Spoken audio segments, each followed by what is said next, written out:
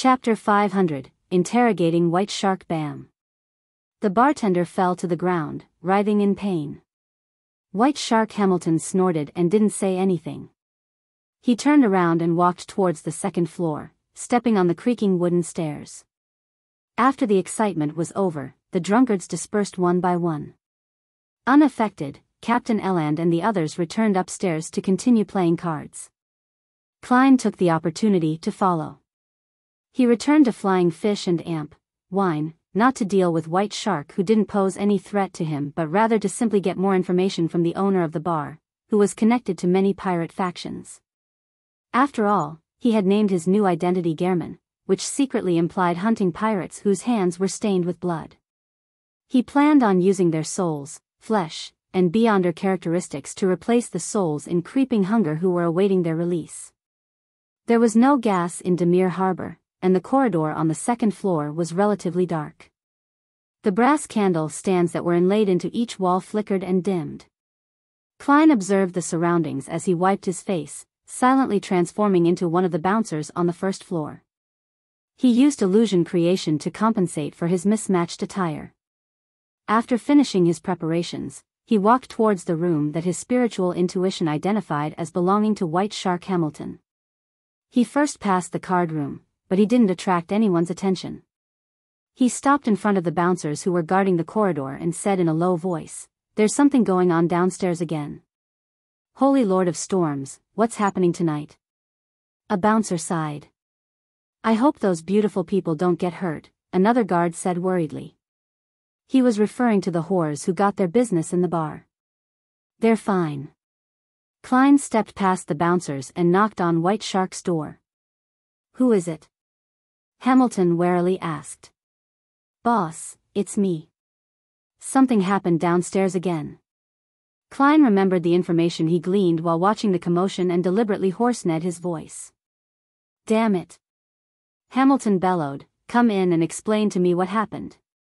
Klein turned the doorknob and walked in.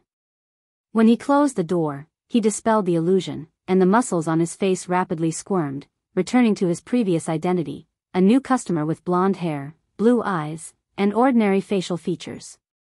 "You," Hamilton was stunned for a moment before he immediately opened his mouth wide in an attempt to shout loudly. At the same time, many illusory fish scales surfaced on the back of his hand, his originally large and fat body burgeoning. Suddenly, his heart began to beat faster, and a strong instinctive fear seized him by the throat. At this moment, he felt that the stranger standing by the door was a demon that had been starved for many days, repeatedly examining his flesh and soul with an ice-cold, craving look in his eyes. All of a sudden, White Shark Hamilton was gripped by an extreme panic, and he failed to effectively respond. Klein slowly walked to the sofa and sat down. He politely smiled. "Now, can we talk calmly?" The feeling of being stared at by a horrifying monster suddenly disappeared. Hamilton relaxed all of a sudden while his body shriveled up a lot like a punctured balloon. He didn't rashly cry for help as he asked with beads of sweat lining his forehead, "Who are you? What do you want?" "A hunter," Klein answered casually. "I heard that you're connected to a number of pirate factions. I would like to know their respective situations." "No, I'm not," White Shark Hamilton subconsciously denied. He immediately felt the extreme hunger again, and he felt as if the man's eyes were dyed with a dark red layer. Klein inwardly deliberated over his persona and said with a gentlemanly smile, "You have two choices. One is to answer frankly. The second is to be killed by me and then answer honestly." "Killing to channel my spirit?" White Shark Hamilton had heard of similar rumors. He swallowed hard and asked, "Why do you want to know about any of this?" Klein smiled and answered, "I'm a hunter, so I'm chasing after bounties." Hamilton suddenly felt that the man's polite smile was tinged with an indescribable madness, and he couldn't help but blurt out, Are you mad? I've seen many similar adventurers, but all of them have been buried at the bottom of the sea. It's not hard to kill a lone pirate, but can you defend against any further retaliation? The whores in the bar or the seemingly ordinary customers might all be pirate informants. Your friendly accomplice could be bribed at any moment and you'll be shot in the back. The pirates will gather information in advance and surround your ship. Can you protect all the passengers? Can you survive a cannon bombardment? On the sea where there's no room to run, how are you going to survive? After venting the horror in his heart in one breath, he saw the man, who called himself a hunter, reveal a gentle and kind smile. Just have them all killed, and then there won't be such a problem. A true madman. White Shark Hamilton immediately took a deep breath and said, I'm in contact with many pirates, but it's a passive relationship. They need to sell the cash, jewelry, and goods that they plundered in exchange for alcohol, food, fresh water, weapons, and women's comfort. This has to happen through me, but I can only wait here for them. I don't know where their ships pass or where they're going. What else? Klein asked calmly. His reply just now was mainly to scare White Shark. As for having revenge sought on him by the pirates, he wasn't worried at all. As a faceless, he might as well find a place to drown himself at the bottom of the sea if they could find him so easily. White Shark Hamilton's throat moved, without immediately giving an affirmative or negative description. He tightly closed his mouth and looked at the gentleman in the half-top hat. The gentleman's eyes were calm and reserved, as though madness was brewing within him. The uneasy silence was like the calm sea surface before a storm, gently resounding, colliding, and fermenting. Finally, Hamilton shifted his gaze away and placed his hand on the desk in frustration. Yes, I'm still gathering information for them. If there's any urgent information, I'll use the radio transceiver they gave me to alert them. White Shark didn't dare to take the risk and was afraid that the man possessed unique beyonder powers that could determine if he was speaking the truth or if he was saying the whole truth. Radio transceiver? Klein, who had succeeded in laying his bets, sharply caught onto a noun. That's what they call it when speaking to me. It's like a telegram, but it doesn't require a wire. Hamilton turned and walked over to the gray safe and squatted down. A wireless telegraph? The pirates possess such advanced technology. Klein could vaguely guess what the radio transceiver was. He had previously thought of inventing something like this, but when he flipped through relevant magazines, he realized that wireless telegrams had long since appeared. However, it hadn't found its place in the commercial world. The Berserk Sea, which separated the northern and southern continents with its constant thunder and lightning, the chaotic magnetic field, and violent storms, made only a few sea routes accessible. Even if one was equipped with wireless telegraphs, they were almost useless. Similarly, the weather in the Fog Sea and the Sonia Sea had changed drastically, and there were a number of factors that affected electromagnetic transmission. The use of wireless telegrams had been severely restricted. Could it be that there's an enhanced model that can solve some of those problems? Klein watched as White Shark pried open the floor plank in front of the safe and twisted a mechanism to reveal a secret door in the wall. Behind the secret door was a hidden cabinet with 3 levels. On the top level were some documents and bills, a revolver, a new type of half-arm gun, and other weapons, while the bottom layer was filled with complicated black machinery. With just a glance, Klein deduced from his previous life's impression and the information he had gathered previously, that the mechanical construct belonged to a radio transceiver. That's what they call it. It's called a radio transceiver. The news it transmits can be received by similar items as far as the Rorstad archipelago. Any further and it'll depend on the weather and one's luck. Usually, it's very troublesome and limited. Hamilton didn't know much about the machine, and he was vaguely describing the corresponding situation based on his experiences using it and what he had been taught. It's better than the new radio transceivers that are now being commercialized. I wonder who invented it. Klein quietly listened and asked, who are they? He made himself look like a bounty hunter who didn't understand technology. White Shark Hamilton wiped the cold sweat off his forehead and said, Silver Coin Viper Oder, who claims to serve the owner of the Dawn, as well as the intelligence officer of Admiral of Blood, Old Quinn. They appeared together, and I can't be certain if they're working together. Of course, Oder has always only made claims. The owner of the Dawn, that Queen Mystic? Klein looked away, a gold coin appearing in his hand. The gold coin kept weaving between his fingers before finally leaping into the air and landing. It left White Shark puzzled as he trembled in fear and trepidation. Lowering his head to take a glance, Klein slowly stood up. At this moment, he suddenly asked, "Who gave you the potion?" "Oh, old Quinn." Hamilton hesitated but still chose to answer honestly. Klein nodded and no longer asked.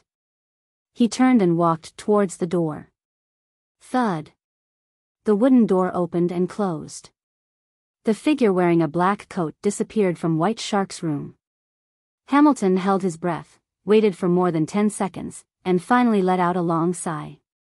He quickly wiped the sweat from his face, placed the radio receiver on the desk, flipped through a codebook, and hurriedly sent a telegram into the distance. "I was targeted by an unfamiliar fellow." Beside the completely engrossed Hamilton, Klein had his hands in his pockets as he quietly watched, taking in the entire frequency spectrum and the passcodes. His departure just now was just a large-scale magic show, more than enough to deal with a low-sequence beyonder like White Shark's sailor pathway. As for the question of whether or not he would be able to remember the details later, a seer didn't need to worry over it. A dream divination was enough to recall everything. Admiral of Blood and his men enjoy killing and love blood. They're passionate about enacting violence against women. Every time they rob a passenger ship, they would always cause a tragedy. This is public information known by everyone, and they themselves were proud of it. They're never stingy with their proclamations. The target of the hunt and the risk involved, I'll give priority to them. Klein thought for a moment and then prepared to leave the room while Hamilton tidied and put away the radio transceiver. He didn't plan on dealing with White Shark for the time being, as he was afraid of disturbing the real prey. Anyways, this kind of fellow who was on land with a fixed territory could be easily dealt with in a letter later since he had dirt on him. Klein's soundless footsteps caused the door to slowly open and then quietly close, bringing in a slight cool breeze. Chapter 501, Bait. After sending out the telegram and cleaning up the desk, White Shark Hamilton relaxed completely. He was finally in the mood and had the ability to think about the details of what had happened to him. The first question that popped into his mind was, what about the bouncers outside? He propped himself up with both hands and walked heavily to the door. When he opened it to take a look, he found that several of his men were standing there unsteadily, telling each other jokes involving women. Hamilton's anger rushed to his head, but he soon calmed down. The muscles on his face twitched slightly as he pounded on the open door. Thump. The bouncers were startled and instinctively turned to look at the door. "Boss, boss." Seeing who was making the sound, they hurriedly stood there and stammered. White Shark took a deep breath and asked, "Did you see anyone enter my room?" "Yes, Lardero." He said that there was a situation downstairs. The bouncers were confused by the question. "Boss, you were the one who let him in." As soon as they finished talking, they suddenly thought of other explanations and asked, "Boss, was something inside stolen?" Hamilton's expression sank, and he shook his head. "Don't doze off." Thud. He drew back and closed the door, leaving the few bouncers puzzled as they exchanged looks, suspecting that their boss was drunk. In the room, the tall and fat Hamilton frowned and started pacing back and forth. Lardero, Lardero, they saw Lardero. That guy, can he change into someone else's appearance? As a collaborator who helped pirates sell their loot and gather intelligence, White Shark Hamilton was no stranger to all sorts of sea rumors. The first thing he thought of was the former pirate Admiral Kalangos, who was said to be capable of turning into anyone. However, he quickly made more connections. It might not be this mystical ability. If it's really close to the description in the rumors, illusions, cues, and mental manipulation can all do similar things. There's something amiss. That fellow appeared refined and gentle on the outside, but he's inwardly mad and has terrifying strength. With the character he showcased, he should have knocked unconscious or killed anyone who had seen him, before strolling to the door and very politely knocking on the door. If it's to avoid creating a huge commotion so as to not leave behind too much information or exposing secrets related to his sequence, then he could have used a more covert method, like climbing through the window. Very contradictory. There's only one explanation for this contradiction. He was putting on an act. Was he disguising his personality or disguising his strength? Or both?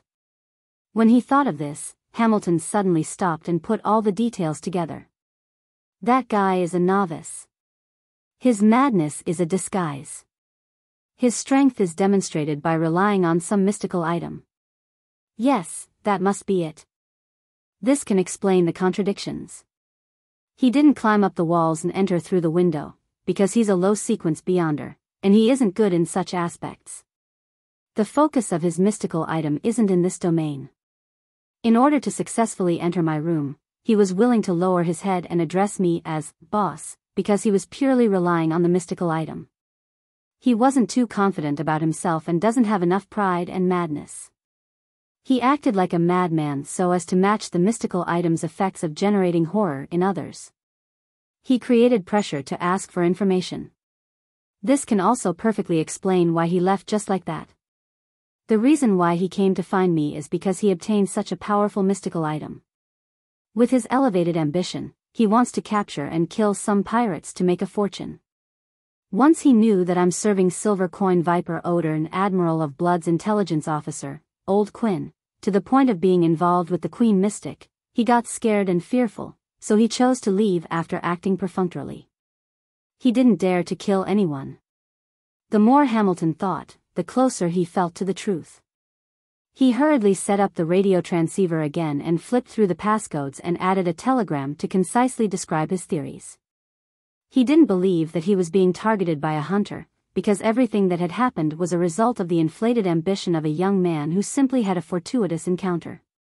He also gave the corresponding characteristics of the target. Blonde, blue eyes, not crazy, and even a little timid. Possesses a rather mystical item that might allow one to change their appearance and create illusions. In consideration of the sense of horror, the latter is more likely to be true. He's just a novice who doesn't have much experience. He specializes in mimicking a powerful aura with the help of the item. He knows a thing or two about me, and he doesn't look like an outsider who's here in Demir Harbor for the first time. Tap. Tap. Tap. Hamilton stopped his finger and leaned back in satisfaction, his chair creaking under his weight. The corners of his mouth curled up a little, as though he had already seen the ending of that bastard from just now. It wouldn't end well for a fellow with a very low sequence despite possessing a powerful mystical item at sea. Many greedy sharks would rush towards him. When the time comes, I'll no longer have to worry about my problems being exposed. Under the night sky, the harbor was rather quiet. After leaving the Flying Fish and wine, Klein made a detour in the distance. He first walked quickly before moving slowly, his pace gradually turning into a stroll. When he was sure that no one was following him, he turned his face back to Gehrman Sparrow as he passed through the shadows. He stuffed the hem of his shirt into his trousers. He adjusted his sideburns and took out his gold-rimmed glasses, placing them on the bridge of his nose. It gave him a coldness despite his refined appearance. He began to rely on the stars to find his way back to the white agate. As he walked, he let out a soft chuckle. Amidst the cold wind, he leisurely thought, I hope White Shark isn't that foolish and is able to see the flaws I left behind. The persona he had set up tonight was of a new adventurer who lacked experience and made mistakes. And this person, on the other hand, knew a lot about Demir Harbor and White Shark. He had a tempting mystical item on him which had messed with his mind, making him a little crazy deep down. Klein's initial idea was that pirates would wander around the ocean, and even the Navy would have a hard time finding them. If he could get more accurate information from White Shark, he could of course go straight to them. If that didn't work, his identity could be used as a bait to lure some knowledgeable pirates to a predetermined location to complete the initial hunt. When it was discovered that White Shark could contact Old Quinn, the intelligence officer of Admiral of Blood, Klein's plan was completed. His acquisition of the passcodes and the frequency spectrum had allowed him to monitor the corresponding situation and grasp the target's movement. Then, by interfering with the divination of others, he could, at the most appropriate time, use the combination of having a powerful mystical item and being a weak adventurer as bait, to catch a number of big fish. Now, the problem I have is that I don't have the equipment to monitor their communications. It's basically impossible to buy it at sea. I'll have to use the world's identity to get Miss Justice or Miss Magician to buy one in Backland. I'll receive the delivery via a sacrificial ritual. This is the advantage of the Tarot Club. With this in mind, Klein sighed. Seeing the white agate in sight, he quickened his pace a little and found that Donna's family and Clevy's were returning from another street. Clevy's greeted him by nodding his head. Just like when they officially met, he said in a low voice, "I heard there was trouble at Flying Fish and Amp, Wine?" Very well informed and rather familiar with Demir Harbor. Klein smiled and replied, "I only taught 2 cheats a lesson." Clevy's brows twitched slightly, suddenly feeling that his impression of Gehrman Sparrow was a little wrong. After his previous observation and interaction, he felt that, although this young adventurer was a bit sharp, a bit reserved, and a bit cold, he could still be considered someone who smiled, was polite, and knew when to advance or retreat. But now, he was a bit uncertain. He felt that there might be a hidden flame of madness hidden in the recesses of his heart. At this moment, Donna's father interrupted, "Mr. Clevy's, who is this?" "A colleague, Gehrman Sparrow," Clevy's introduced in a very simple manner. With a polite smile, Klein extended his right palm. "It's my honor to meet you. In the future, if you need anyone, and if you can't find Clevy's and the others, you can consider me." "No problem. I hope you're as strong and professional as them." Donna's father shook hands with Klein with apparent warmth and introduced himself, Erdy Branch. Klein had just released his grip on the box when his spiritual perception was triggered. He felt that there was something strange inside the gift boxes the branch servants were holding. He quietly activated his spirit vision and discovered that the gift box contained strips of cured meat. However, the surface of the cured meat had very rich colors at the red, white, and black spots. They were things from the spirit world. There's the aura of the spirit world, but they're practically harmless. This cured meat is very special. Klein was surprised. Noticing his gaze, Donna's father laughed and said, "This is a specialty of Demir Harbor. In the center of the island, there's an extinct volcano. There are a few cracks in the surrounding underground caves where a natural hot wind blows. Curing meat there allows the meat to gain a wonderful and unique flavor. It can be used as gifts for friends. Mr. Sparrow, if you wish to buy some, it's not too late." Unique flavor? The taste of the spirit world? Klein had a rough idea of what was going on. According to theories in mysticism, the spirit world completely overlapped with reality without interfering with it. One had to rely on the strength of a beyonder to open up a gap, but this wasn't an absolute situation. There were places in the world which had the spirit world being strong enough to slightly influence reality. In such regions, it was very easy for the dead to turn into water ghosts, zombies, and the like.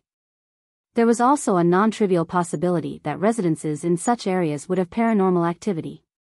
A similar situation should have occurred in the interior of Demir Harbor's underground caves, but it's not serious and doesn't cause any abnormalities, only giving the cured meat a unique flavor. There wouldn't be any problems if one doesn't eat too much of this in one sitting. Klein responded with a smile. "I'm not interested in cured meat." Only at this moment did he finally confirm that the cured meat that the bartender had previously served him was ordinary and nothing special. At this moment, the little boy, Denton, pointed at the moon in the sky and said, "It's so very red." "Yeah." Donna nodded in agreement. "Very red?" Klein looked up and saw that the red moon was no different than usual. Because a child's spirit is relatively pure, he temporarily possesses certain spirit vision powers after being tainted with the spirit world's aura from eating such cured meat. Would the children on this island be in a similar situation? Heh, this might be the source of Demir Harbor's folklore. Klein observed for a moment and found the answer. The group strolled back to the ship, moving up the gangway and arriving on the deck. Klein bade them farewell and went to the second-class cabin. Suddenly, his mind stirred and he once again activated his spirit vision.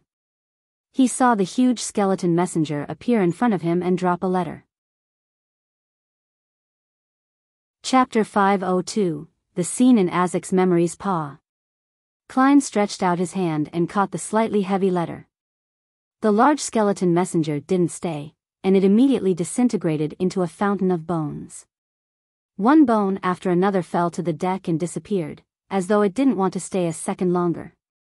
With the letter firmly in his hand, Klein didn't lower his head to examine it. Instead, he instinctively turned around and looked at the wooden staircase leading to the first-class cabins. He saw Donna and Denton with their eyes wide and mouths agape, as though they wanted to scream at the sight of the scene, but everything they saw was over before they could make a sound. As a result, they even wondered if they were hallucinating. The children who eat the special cured meat in Demir Harbor gain temporary spirit vision to a certain degree. Klein's brows twitched slightly as he raised his left hand's index finger vertically and placed it against his mouth to silence the two young ones, just like he did while the Murloc hunt was happening. The already rather tall Donna immediately raised her hand and covered her mouth. She nodded in fear and excitement, indicating that she understood. When she looked diagonally down, she saw that her brother was still in a daze. She quickly grabbed his arm and pushed his hand against his mouth. Clevis and Cecile sensed that something was wrong with them. They stopped and looked at Klein, but they discovered nothing. Facing their stares, Klein calmly nodded and continued walking to his room. A gold coin had appeared in his hand without anyone realizing. It was tossed up, and it tumbled around as though it possessed life. Ding! The gold coin landed with a number facing up, indicating a negative result. This meant that the tiny episode wouldn't be detrimental to Klein. Seriously, the current messenger isn't polite at all. It's not like the previous one who would tap my shoulder or nudge my body to give an advance warning, or just convert my surroundings into a spiritual world to prevent ordinary people from seeing him. Klein lampooned as he took out his key and opened the door. He sat down on the edge of the low bed, lit a candle with only half its length remaining, and opened Mr. Azik's response letter. As he pulled out the items inside, the first one that caught his eye was the Dark Emperor card. Looking at that face which pissed him off, Klein let out a breath of relief and eased his worries. He wasn't afraid that Mr. Azik wouldn't return it to him, as he had that minimum level of trust. After all, the potion formula and corresponding rituals could be copied, and only the convergence properties of high-level materials couldn't be imitated. And since this was clearly not Azik's pathway, nor was it one of the switchable paths available to him, so a powerhouse like him had no need for it. Klein was worried that the messenger would be robbed, losing the card of blasphemy which would help him tremendously while in his spirit-body state. This wasn't impossible. The number of strange creatures in the spirit world was hard to count, so it isn't hard to end up having a few who were good at locating messengers and robbing them. The Dark Emperor card was returned along with the copper whistle from the Numinous Episcopate. After temporarily putting away these two items, Klein unfolded the important letter and read Azik's reply. That card that depicts the Dark Emperor reminds me of certain scenes. The tall as a mountain Blood Emperor who wore a red cape with his eyes being abnormally crazy, containing almost zero reasoning. He was on the brink of losing control. There was the true Dark Emperor who had revived. He sat on a gigantic throne, overlooking the land. When I looked up at them, I lost consciousness when the Blood Emperor looked at me. I should have, in some form, participated in the War of the Four Emperors, but the exact details still require me to recall them. Perhaps it was because of an injury from back then that caused me to lose my memories again and again as I repeatedly died and reawakened.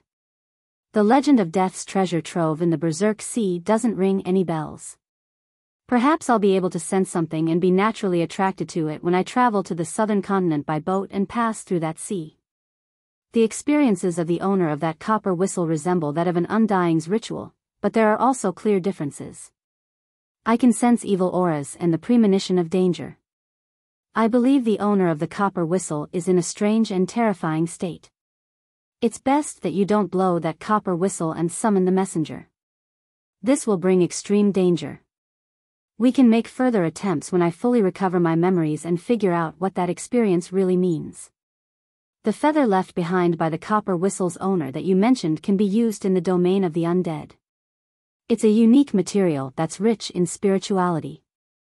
When I recall more, I'll organize the knowledge of some rituals and charms you can use with it for you. Speaking of this matter, I recall that you'd asked me about the method for ridding the mental corruption of a Beyonder characteristic. This will likely need more time. At the very least, I'm still a blank slate in this aspect.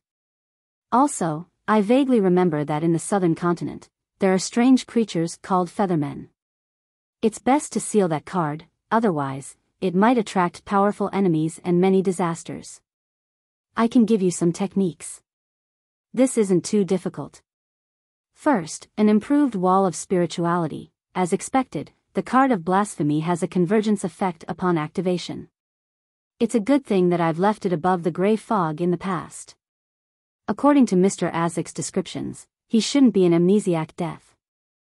Otherwise, he wouldn't have looked up to the Blood Emperor and the Dark Emperor. It's likely that he's a son of death, participating in the War of the Four Emperors by accompanying that deity. Unfortunately, he suffered from severe injuries. As he thought, Klein produced a flame and burned the letter. Then, he tried the sealing technique and practiced what Azik had taught him in the letter. After doing all of this, he held a ritual and brought the Dark Emperor card and the Numinous Episcopate's copper whistle into the mysterious space above the gray fog, eliminating all possibilities of any accidents. There was no doubt that Klein had no wish to suddenly meet the King of the Five Seas, Nast, at sea. Early in the morning, the sun rose above the horizon and dyed it golden. Klein went to the not-so-well-stocked second-class buffet cafeteria and ate 2 slices of toast with bacon and butter and drank a cup of lemon tea. After filling his stomach, he went to the deck to breathe in the fresh air and enjoy the beautiful early morning scenery. Then, he saw a drunk Captain Eland returning, his straight sword swaying. Thinking back to last night's incident, Klein came over and said without a smile, "Good morning. White Shark didn't cause you any trouble, right? He should be able to determine that I'm a passenger of the White Agate." Dressed in a dark red coat, Eland took off his ship-shaped hat and laughed. "This is his own problem. Actually, he wanted you to pay half the repair fees for the bar counter, but that isn't much. It's just a few soldi. I happened to win £6 last night and gave him some extra tips, and that was the end of it. Captain, are you afraid that a crazy adventurer like me will blow the whole thing up just for the sake of face, so you ended up choosing to bear the compensation?" Klein was silent for a few seconds. "I understand." Then, he turned and walked back to the bow, leaving 2 soft words, "Thank you." When Klein returned to his original position, he felt the sea breeze blowing against his face. He slowly let out a breath, feeling that it was too goddamn hard to force a persona. After enjoying the wind for a while, he was about to return to the cabin when 2 figures suddenly appeared beside him. They were Donna and Denton. Cecile, who was in charge of protecting them, was a few paces away. Donna had obviously not slept well last night.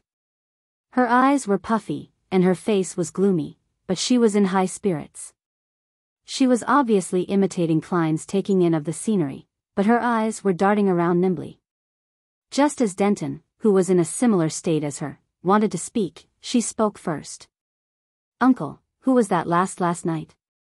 As she spoke, she looked ahead without turning her head, but her body was trembling slightly, as though she was recalling the scene she had seen. "It was a messenger. You can think of him as a postman." Klein also didn't look at the 2 little kids, as though he was talking about what he had for breakfast.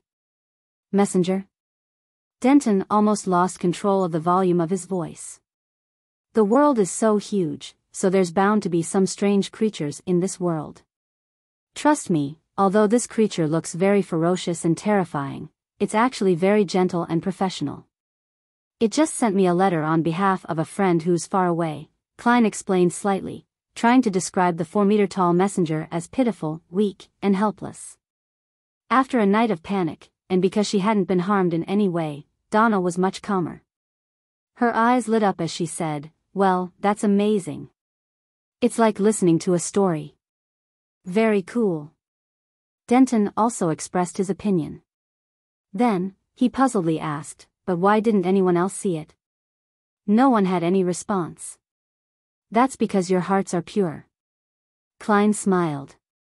This was a white lie. After all, he couldn't just say that it was a problem with the special cured meat. That would only make the two curious little fellows fail to resist making attempts. This way, ignoring the fact that ingesting large amounts of it would cause one to fall ill, just randomly having spirit vision activated was a very dangerous matter. Even though Klein could now sustain the consumption of his spirit vision for a long period of time, he ultimately didn't dare keep it open. Sometimes, seeing things he shouldn't have seen could lead to madness or death. "See, can we have a messenger of our own?" Donna asked, curious and excited. "That will depend on luck," Klein answered simply and calmly. He couldn't help but lampoon inwardly, "I don't even have a messenger of my own." In order to obtain a messenger, he had to design an accurate summoning ritual and prepare the corresponding spirit world creature contract. This was a specialized field of knowledge, and randomly doing so could easily summon something bad, so Klein didn't dare to recklessly try it. Yeah. Donna looked forward to it. Then, she said in a tiny voice, "Uncle, we'll keep this a secret for you." Beside her, Denton nodded solemnly.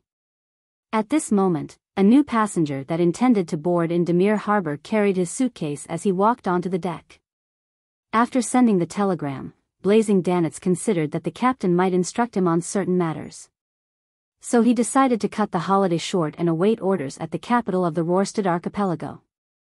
Through his own channels, he had obtained a ticket, put on a wig, blackened his eyebrows, and easily boarded the White Agate, waiting for the liner to blow its whistle. Sigh, as Emperor Roselle said, capable people always have to do a little bit more work. As Danitz walked towards the cabin, he looked around leisurely. Suddenly, he saw a familiar figure. It was a young adventurer in a black coat, gentle in appearance and mad in nature. He was standing at the bow of the ship, beaming at him like a gentleman. The muscles in Danitz's face began to stiffen.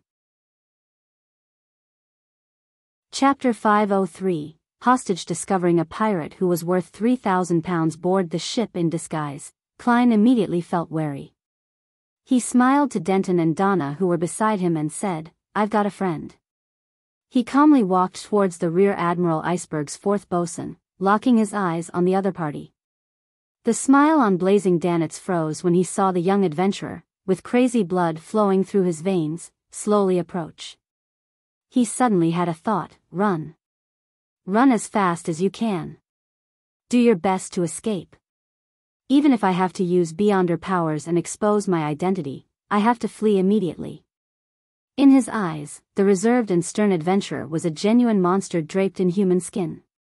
Just as Danitz was about to make his move, he suddenly calmed down because he remembered what happened last night. The adventurer hadn't attacked him and had allowed him to leave. That is to say, he doesn't necessarily have the hostile intention of hunting me down. He can be reasoned with to resolve this crisis. Directly running away would only lead to conflict. Thoughts ran through Blazing Danitz's mind. Relying on his rich experience, he forcefully controlled his legs and appeared to wait in place. Klein walked over, one step at a time, and smiled. "Good morning, we meet again." That gentle and courteous smile of his made Danitz shudder for some inexplicable reason. He pursed his lips and said, "Good morning." Klein maintained his persona, his expression turning cold. "What are you doing on the ship?" Heading to the Rorstad archipelago, Blazing Danitz, who was also considered a famous pirate, answered honestly. "Why are you heading there?" Klein calmly asked. Danitz forced a smile and said, "Waiting for our captain's orders. Perhaps there will be a mission arranged for me. He's probably going to chase me off the ship. In any case, there's a potential risk to have a pirate board a ship." After he finished speaking, Danitz speculated about the possible developments. For him, this was considered a pretty good result. At most, he would waste a ticket.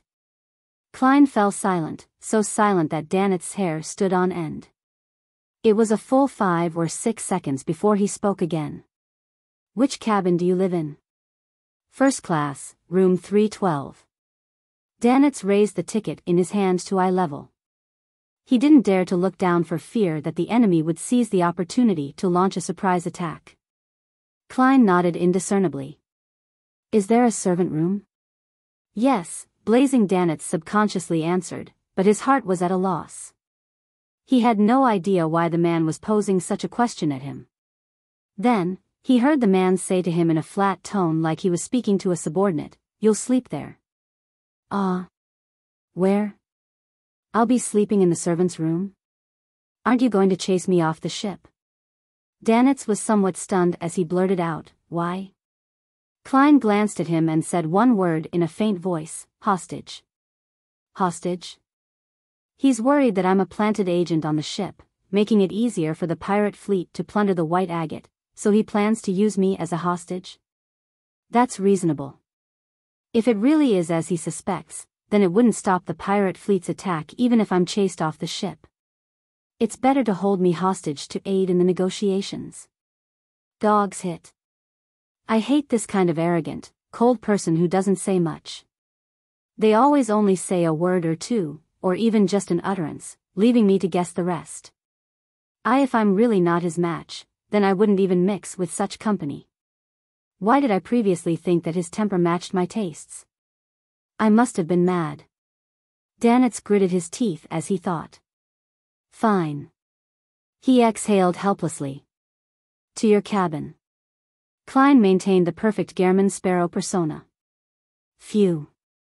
Blazing Danitz carried his suitcase, reluctantly leading the monster draped in human skin to the cabin. They went to the upper deck and arrived at room 312. After opening the door, Klein took a quick look and found the place several times better than second class. The living room was about 30 square meters and was connected to a master bedroom and 3 servant rooms. It had a separate bathroom, a standard wardrobe, and a mahogany desk. Danitz put down his suitcase and glanced at the servant rooms. He suddenly thought of an important question. Is the master bedroom going to be left empty just like that? The moment he finished speaking, he already knew the answer. It's mine. Klein smiled in a gentlemanlike fashion. As expected, to watch over me. Danitz felt depressed. Klein paced on the carpet in the room and said while pointing to the door, "Come with me downstairs." All right. Danitz was a little lost, unsure what the man was up to. The adventurer and famous pirate duo soon arrived at the second-class cabins and found Klein's original room. After opening the door, Klein didn't enter. He pointed inside and said to Danitz, "Tidy the things on the desk and put them in the suitcase." What? Tidy things? You want me to help tidy things up? Danitz was almost stunned. In a blink of an eye, he felt a surge of anger rush to the top of his head. How can I, Blazing Danitz, Rear Admiral Iceberg's 4th bosun, a famous pirate with a bounty of 3,000 pounds, be driven like a servant? My dignity and my reputation won't allow me to accept such humiliation. Klein gave him a cold look when he saw that Blazing Danitz was standing motionless like a petrified statue. Danitz's body suddenly trembled. He took a deep breath and replied with a smile which looked worse than crying, "All right." Aggrieved, he bent over and entered the cabin that didn't have a very high ceiling, swiftly putting the items that were scattered outside into the suitcase. Without needing Klein to remind him, he placed the things in order, even more carefully than how he dealt with his own luggage. After doing all this, he carried the suitcase and followed Klein upstairs.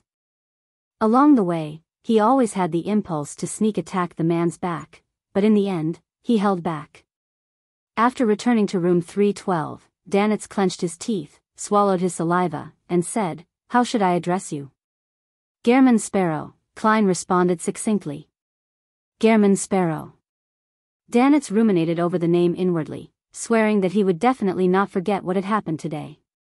He vowed to let the man before him have a taste of something similar in the future. Captain will definitely help me, he thought with anticipation. For the sake of his persona, Klein didn't choose the reclining chair. Instead, he randomly chose a hard wooden chair to sit down on. He leaned back in his chair, his body slightly hunched as he clasped his hands together, and said to Blazing Danitz, "Tell me about the famous pirates you know of." "There are a lot of them," Danitz replied, feeling somewhat stumped. He stood where he was, afraid to move, like a servant. Klein slowly curled his lips up and said, "Do it in accordance with the bounties." With that, he pointed to the chair opposite him. "Have a seat." With a sigh of relief, Danitz hurriedly sat down. He suddenly felt that the man wasn't too bad. He was at least willing to give him a seat. Woo! The white agate sailed out into the open sea and moved at a speed of 13 knots until noon. Blazing Danitz, whose mouth was going dry from all the talk, was finally permitted to stop. He took his ticket and led Klein to the first-class dining restaurant. The restaurant was decorated elegantly, with violinists playing in the corner and barriers separating the tables to ensure the privacy of one's dining environment. After walking a few steps, Klein met Donna's family in Cleves. They occupied a large table and were waiting for the waiter to serve the dishes. Uncle Sparrow. Because of their shared secret, the little boy, Denton, had changed the way he addressed him. Donna blinked, fully expressing her doubts. She clearly remembered that Uncle Sparrow lived in a second-class cabin and wasn't supposed to be in this restaurant. Klein waved his hand with a smile as a greeting, then he pointed at Danitz and said, "He's treating." "Is that so?" Donna sized up Danitz curiously, and they felt that the gentleman looked odd, especially his eyebrows, which looked extremely unnatural. Cleves put down his fork and knife, and, after 2 seconds of silence, he asked, "Your friend?" Klein chuckled and turned his head to Danitz. "What do you think the answer should be?" Danitz gritted his teeth, then he forced a smile. "Gehrman once saved me." "Yes, that's right. Otherwise, I might have already been killed by him for the sake of claiming the bounty." Danitz consoled himself. Cleves looked Danitz up and down a few times and said nothing more. Passing the Donna family, Klein found a table by the window. The waiter came with great enthusiasm and handed over the menu. Charcoal steak, red wine foie gras, vegetable salad. Danitz scanned the menu and couldn't help but sigh. Ships that dock for resupplying every 2 to 3 days are better. There's plenty of fresh food. When you encounter a ship that floats on the sea for 1 to 2 weeks, you can only cycle between beer, cured meat, and various canned goods. It's so monotonous that it drives you crazy.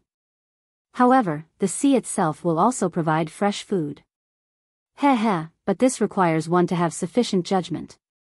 We had a sailor on our ship who once had a beautiful lobster, only to suffer diarrhea until his ass nearly. As a pirate, he had the habit of using vulgar language for descriptions, but after he looked at Gehrman Sparrow's expression, he changed his vocabulary.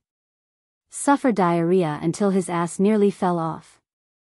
I have reason to suspect that there were other factors. Although your captain is a woman, there should be very few women in the crew. Furthermore, with the sailors unable to get ashore for a long period of time, they must be thirsty.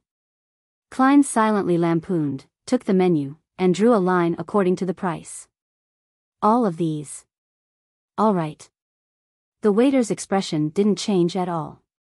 At that moment, Klein saw Captain Eland enter the dining room and pass by, so he simply greeted him. When he looked back, he saw that blazing Danitz was already looking out the window, as if he was watching the scenery. "The captain knows you?" Klein asked in a tone close to a statement.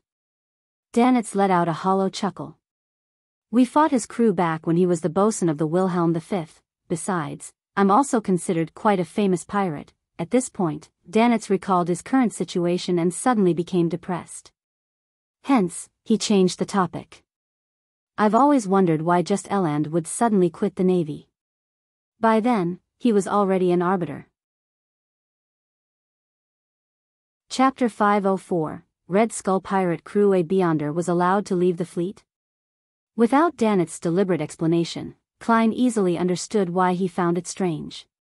In a Nighthawks team, even the civilian staff would experience strict restrictions. Even a normal resignation would require them to sign a lifelong confidentiality agreement.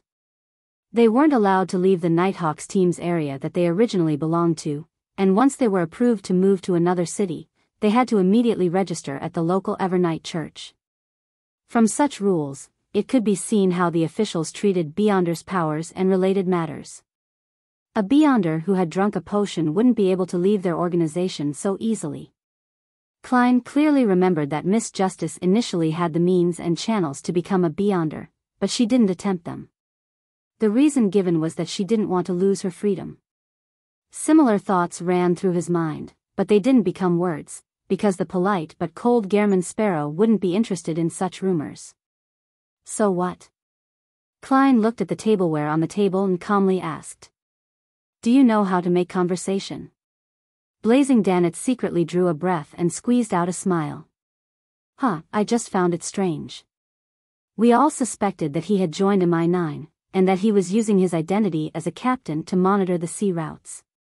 It's possible. Klein picked up a glass of water and took a sip. The dishes he ordered were served one by one according to their type. The restaurant even gave him 2 complimentary cups of sweet, bubbling, and light gold pre-meal wine. Klein stopped talking and concentrated on enjoying the food, feeling that it was indeed much better than the second-class dining room.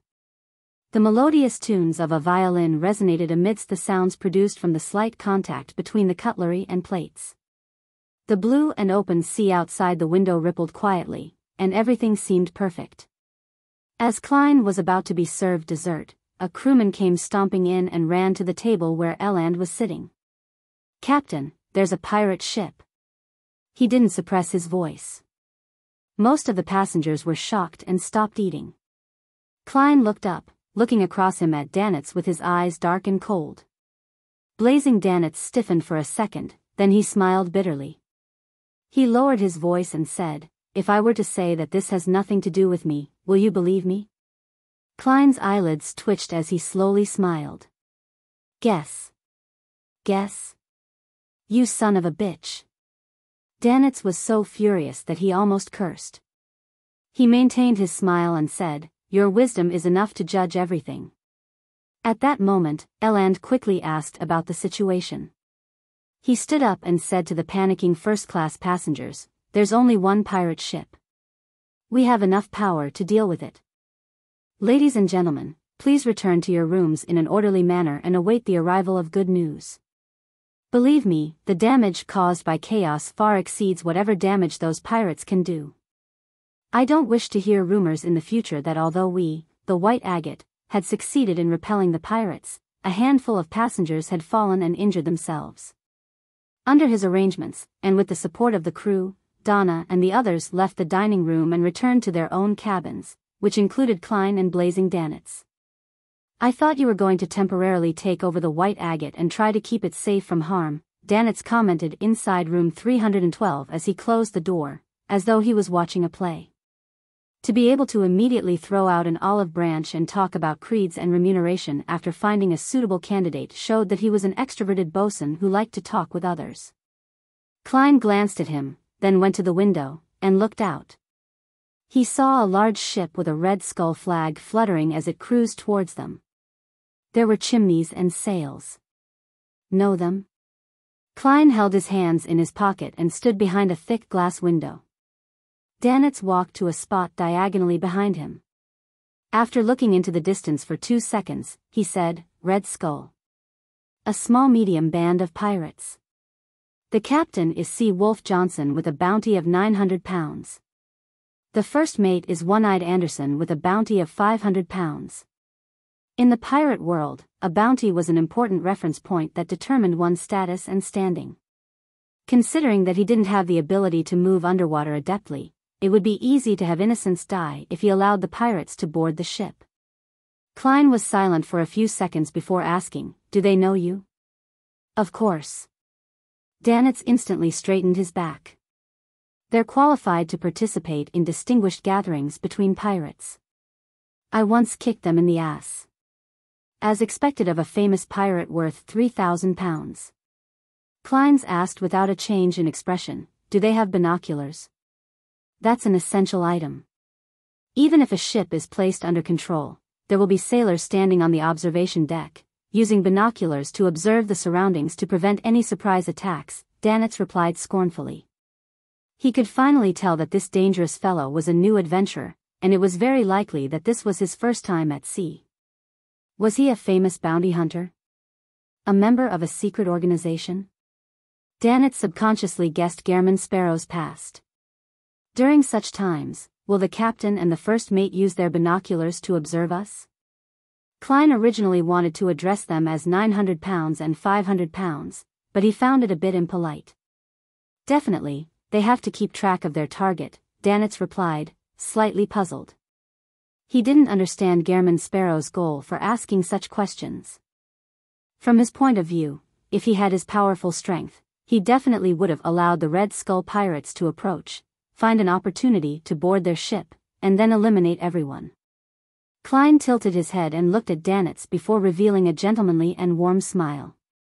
That's good. What do you want to do? Don't smile like that. Danitz suddenly panicked and summoned the courage to fight back. Take off your wig, Klein calmly ordered. Danitz was puzzled as he slowly removed the wig from his head. Klein took out a special bottle of extract from his secret pocket and handed it over. Wipe your eyebrows and face clean. This was a mystical, makeup removal extract he had prepared before advancing to Faceless. He had used it when attacking the Wraith from the Rose School of Thought. Although Klein no longer needed it anymore, he had been reluctant to throw it away. Danitz was even more confused. However, he was unwilling to throw himself into an irreversible situation unless he was really attacked, physically. He had no choice but to do as he was told, removing the disguise on his face and restoring his original appearance. Putting away the small metal bottle, Klein opened the window and let the sea breeze pour in. Stand here and look outside, he pointed directly behind the window and said to blazing Danitz. Danitz warily walked over in a daze and stood firmly behind the window. Klein observed for a few seconds, then he calmly said, You have two choices. 1. Crawl out and hang there in an eye-catching manner. 2. You get held by the collar by me and hung there in an eye-catching manner. What do you want to do? Danitz blurted out. Klein revealed his amiable smile again. Show you to the pirates.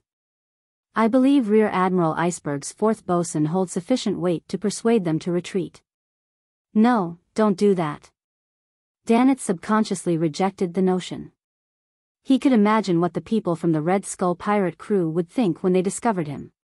Either Blazing Danitz had been captured, and there was a very terrifying powerhouse on the ship, or the ship was already being targeted by Rear Admiral Iceberg, and that other pirates were to immediately keep their distance. And the way I'm hung up decides which thought they would have. Danitz thought sadly. Klein smiled even more genially. I'm a very easy person to get along with, really, as long as you do as I tell you. At this moment, Danitz once again felt the indescribable sense of hunger. He felt as if his flesh and soul could be torn from his body at any moment. After weighing the pros and cons for a second, he half raised his hands, gritted his teeth, and smiled. I'll do it myself. Holding back his anger and grievances, Danitz turned and climbed out of the window. Using his balance and strength from years of experience, he hung himself off the cabin with his forearm. Don't try to escape. I'm not a patient man. Klein's face turned cold as he gently reminded. Phew. Danitz resisted the urge to release his forearm and jump straight down. On the pirate ship in the distance, the crew responsible for observing the White Agate sent a message to Sea Wolf Johnson. Boss, there's a weird guy hanging out the window over there. Johnson was stunned for a second. He raised his binoculars and placed it in front of his eyes. He quickly discovered the strange fellow who his subordinate was talking about. The man's position was simply too eye-catching. Isn't that Blazing Danitz? Johnson's brows twitched as he recognized the man. How did he get on the White Agate? What's the meaning of him hanging outside? This is Rear Admiral Iceberg's prey? After a series of questions, Sea Wolf came to a conclusion. He raised his right hand and said, Everyone take note, stay far away from this area immediately. In room 305, Cleves stood by the window with the revolver gripped tightly in his hand as a precaution against the potential sea skirmish. Donna's family was a little frightened. They didn't return to their respective bedrooms, but they instead sat in the living room, waiting for the bombardment to begin. Cecile and the other bodyguard, Teague, stood guard beside them, fully alert. At this moment, a look of confusion appeared in Clevis's slightly aged eyes. After a few minutes, he took a step back, lowered his muzzle, and said to the people, "The pirates have left." What? This development left Branch and the others surprised and confused. They had no idea what the pirates were thinking. Room 312. Blazing Danitz crawled back and couldn't help but give a snort. "You're borrowing my captain's reputation. She really hates these kinds of things. Just wait for Rear Admiral Iceberg to teach you a lesson." Danitz thought angrily. Klein quietly listened and asked, "I remember her reward in loan was 26,000 pounds? This madman." Danitz couldn't find the words to respond. Chapter 505, A Servant Worth 3,000 Pounds, Captain, the Red Skull Pirates have fled. A sailor rushed into the captain's quarters. They fled? Eland lifted his telescope and looked quizzically at the calm sea, just in time to see the Red Skull disappear into the horizon. He frowned, completely unable to understand how such a development could have occurred. From his point of view, the White Agate's armaments definitely weren't capable of scaring off the Red Skull pirates. It was guaranteed that both parties would have to circle around each other dozens of times during the skirmish and fire multiple shots in order to ensure that the other party found them a tough nut to crack. Without daring to engage in a prolonged, they would then rationally choose to retreat. Could it be that the Red Skull was just passing by and had no intention of plundering us? However, if they weren't here to plunder, why would they enter this sea route? This is the easiest place to be stopped by the naval fleet and the church's ships. Even the 4 kings and 7 admirals would still try their best to keep a low profile when they pass by the surrounding seas. Eland was filled with doubts, and he felt that things weren't that simple. Being careful keeps one away from disaster. I mustn't be carelessness. Eland put away his yellow-brown telescope and paced back and forth. He half raised his hand and said to the navigator, "We shall dock at Bansy Harbor tonight. Report our encounter with the pirates to the Navy and the Church." According to their usual plan, the next stop for the White Agate would be the Tiana port, and it would probably take 3 days at 13 knots to reach it. From Tiana port, it would finally reach the capital of the Rorstad archipelago, the city of generosity, Biyao. And there was a faster way to sail from Pritz Harbor to Biyao, which was to stop only once in the middle of the voyage, at Bansy Harbor, about 120 nautical miles from Demir Harbor. The Red Skull really left? Donna's father, Branch, walked to the window and looked out into the distance. Clevis calmly nodded and said, "Yes." Just as he finished his sentence, a sailor's shout sounded from outside. "The danger has been averted. The danger has been averted." Upon receiving official confirmation, Donna and Denton finally relaxed and had the courage to approach the window and look outside. Are the Red Skull pirates that powerful? Donna's eyes widened as she searched for a ship that had already gone far away.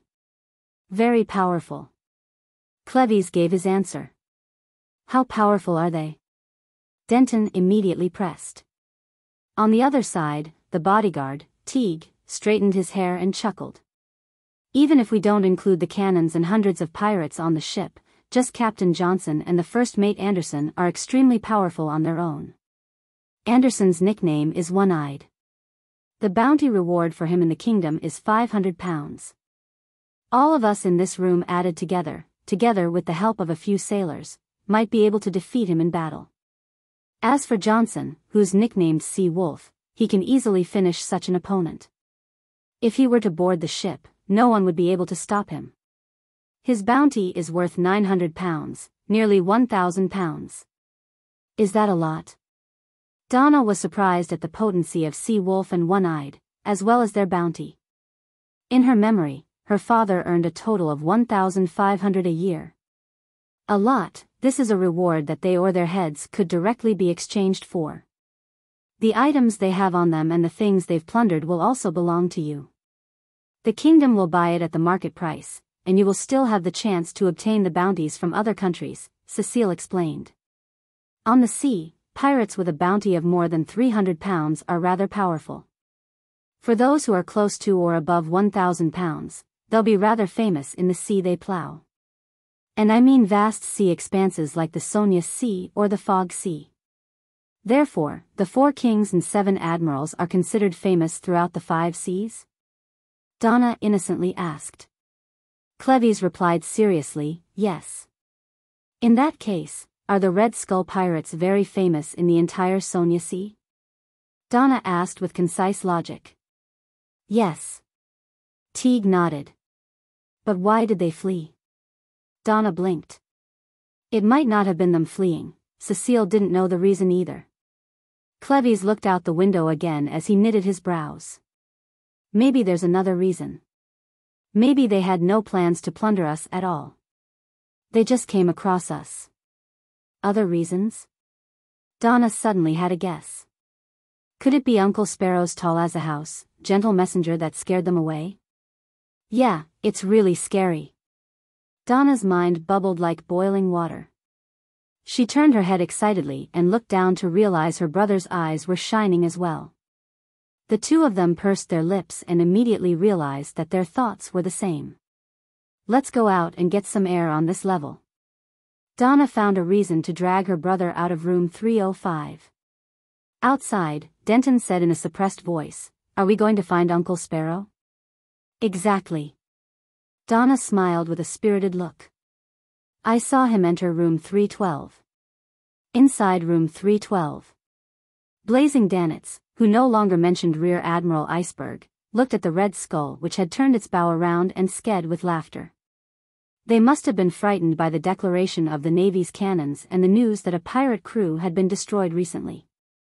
They actually took the risk of raiding this sea route in order to earn enough money before leaving the sea. Heh, so what if there are giant ship cannons? The Navy and the Church have a lot of powerful things, and they've always existed. But never have they made it impossible for us to continue being pirates. We can't beat them head-on, but we can always escape, right?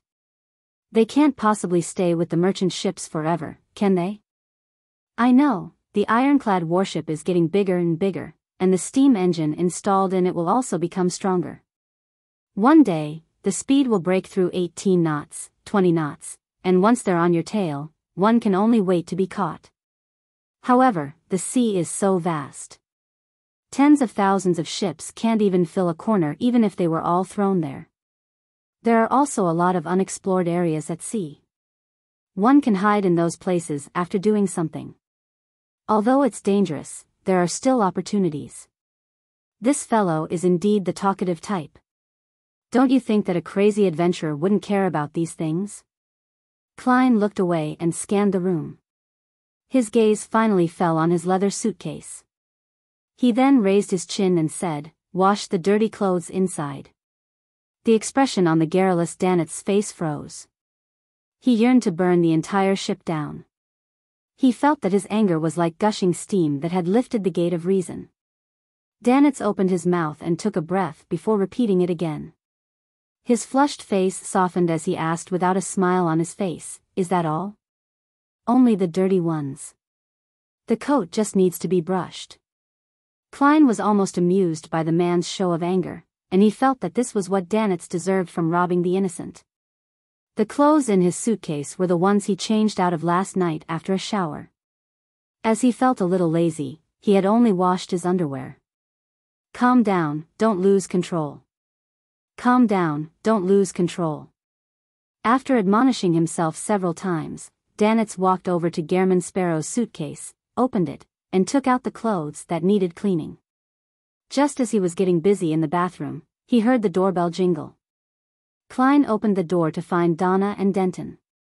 "Uncle Sparrow, I hope I didn't disturb you?" Donna's eyes darted left and right. "No." Klein stepped aside. The two little fellows entered the room and were surprised to see Danitz doing the laundry. "Where are the servants?" Denton asked subconsciously. "Didn't bring them along," Klein answered for Danitz. Donna asked, in apparent confusion, "But there are laundry maids attached to first-class cabins. They're charged by the barrel." Before she could finish, Danitz froze. He had been so angry that he had forgotten about it. Danitz shook the water from his hand, turned, and forced a smile at Gehrman Sparrow. Can I hire the laundry maid for help? Klein didn't insist on seeing the pirate make a fool of himself, so he smiled and said, I only care about the results. Phew. Danitz heaved a sigh of relief. Their back and forth question and answer exchange made Donna realize that something was wrong. The young lady asked in suspicion, Uncle Sparrow, aren't you two friends? Why does he look different from before? Klein found a chair and sat down. Without hiding anything, he calmly said, to be exact, he's my prisoner of war. Prisoner of war? Denton looked around in a daze, not remembering when the two uncles had a conflict. At first, Donna was puzzled, but then her heart skipped a beat. She cheerfully asked, Is he a pirate? Yeah. Klein nodded gently. The Red Skull pirates were also scared off by you, Uncle Sparrow? Donna pressed in excitement. Klein shot a glance at Danitz and replied without an expression, in a way. Having all her questions answered, Donna felt abnormally pleased. She glanced at Danitz and unknowingly lowered her voice. Uncle Sparrow, does he have a name? No. Does he have a bounty on him? No. I mustn't let anyone know of what happened to me. Danitz opened his mouth in a bid to answer before Klein. I'm Sieg. At this moment, Klein said with a fleeting voice, Danitz. Danitz. Donna and Denton looked at each other without asking any more questions. The siblings didn't stay long and soon took their leave. They kept feeling that the pirate's eyes were fierce. When they returned to room 305, they saw that her father and Uncle Cleves were still in the midst of their discussion. Donna deliberately interjected innocently with a question. A lot of people were talking about pirates just now. Someone mentioned Danitz. Is he very powerful? Danitz. Blazing Danitz. He's Rear Admiral Iceberg's subordinate, the fourth bosun of the Golden Dream, Cleves answered simply. Upon saying this, he suddenly turned silent as he retracted his gaze, seemingly in recall. A pirate admiral subordinate. Donna pressed out of curiously, how much is his bounty? Cleves returned to normal and said in a deep voice, 3,000 pounds. 3,000 pounds? Donna and Denton opened their mouths, little by little, almost forgetting to close them. The captain of the Red Skull Pirates only has a bounty of 900 pounds, but the man who looks like a servant is worth 3,000 pounds? The siblings looked at each other, unable to utter a single word. At 6 p.m., the White Agate entered a harbor again. Bansy Harbor? Eland is very cautious. Danitz stood by the window, looking out at the darkened harbor and the tall lighthouse. Without waiting for Klein's response, he laughed and said, It seems like there are some nasty legends here. Chapter 506, The Weather Museum. Klein already had a basic understanding of Danitz's character, so he didn't take the initiative to ask about the legends. He continued sitting in his chair and calmly looked at him. Danitz, who hadn't been interrupted, shook his head. Legend has it that 300 years ago, when the Lone Army first occupied this island, more than 500 soldiers mysteriously disappeared after a fog. Not long after that, a lot of bones appeared by the beach and on the mountain, and similar incidents happened several times. This continued until the Church of Storms built a cathedral here and sent a bishop. Although historians accredited the official start of the colonial era to when Roselle sent a fleet to find a safe route to the southern continent, in reality, for a long period of time before that, the countries of the northern continent had explored the surrounding seas and gradually colonized a few islands. The only difference was that these operations weren't systematic or wide-scale enough. Disappearing mysterious in the fog. Bones appearing by the beach and on the mountains. Klein thought of the forsaken land of the gods for some baffling reason. According to Little Sun's description, there was no sun there, with only lightning and the night. Furthermore, when humans were surrounded by darkness without a sliver of light, they would encounter strange or terrifying events. Looking at the lighthouse that stood out in the setting sun, Danitz continued, and according to the tombs and murals excavated on the island, the natives here seem to have a tradition of cannibalism. This island experiences intense weather changes, making it often encounter earthquakes, storms, and heavy fog. Thus, the natives experienced disasters time and time again. In order to survive, they began worshipping a god of weather they created for themselves. Every year, they would hold 4 rituals. The rituals involve killing chosen worshippers as they shared in the blood and flesh before burying the worshippers' heads in the sacrificial altar. However, a similar tradition has long since been replaced by the storm sacrificial ritual, and the original language of the natives has also disappeared. God of Weather. A conquered island that had once retained the tradition of live sacrifices. Klein made his preliminary judgment. Danitz retracted his gaze and casually said, because of these legends, there are 2 unique customs in Bansy Harbor. One is to close the door tightly on nights with heavy fog or huge changes in weather. They don't head out or respond to any knocking. The other is that they love the blood of all kinds of animals and have learned from migrating elves to add salt, solidifying the blood into strange lumps which are tender and fragrant when matched with the acrid condiments native to this land. Isn't that blood cake? Klein was stunned for a second, his eyebrows furrowing in puzzlement. Elves? According to the stereotypes he had formed in his previous life, elves were supposed to be elegant vegetarians. How could they research the correct method for eating blood, as well as the 100 methods involved in making blood cakes? That's right. Rumor has it that many elves like solidified blood. Danitz spread out his hands in response. Unfortunately, it's already very difficult to find such creatures who have good culinary skills. Little Sun previously mentioned that the ancient god of the elves, Elf King, Saniathrim, wielded the authority of the storm. In that case, the elves should be a race equivalent to Beyonders of the Sailor Pathway.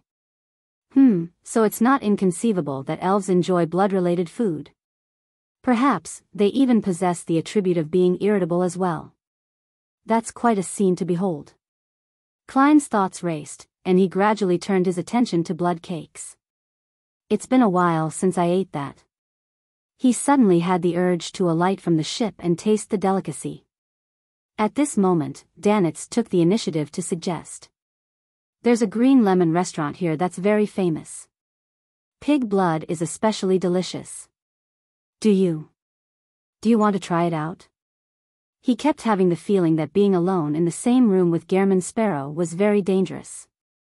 He was worried that this monster in human skin would suddenly go crazy. He should be more restrained in places with more people. Holy Lord of Storms, I hope this trip comes to an end as soon as possible. Danitz prayed without confidence. As a pirate, he also believed in the Lord of Storms, but he didn't have enough respect for the church. After hearing Blazing's suggestion, Klein, who already had such intentions, was immediately moved. However, the legends and customs Danitz had told him of made him feel a little uncomfortable. Thus, he took out a gold coin and performed a divination rite in front of Danitz. The result was that there were no dormant dangers in Bansy Harbor for him. Klein looked at the gold coin in his hand without moving his eyes away for a few seconds. He still felt uneasy. As Danitz watched this scene, he suddenly understood that this monster in front of him was skilled in divination. Even if I were to secretly flee, it would still be very easy for him to find me. Blazing felt a wave of depression as a faint sadness welled up in his heart. He had just recovered from his disconsolate mood when Klein suddenly stood up and walked over to the washroom.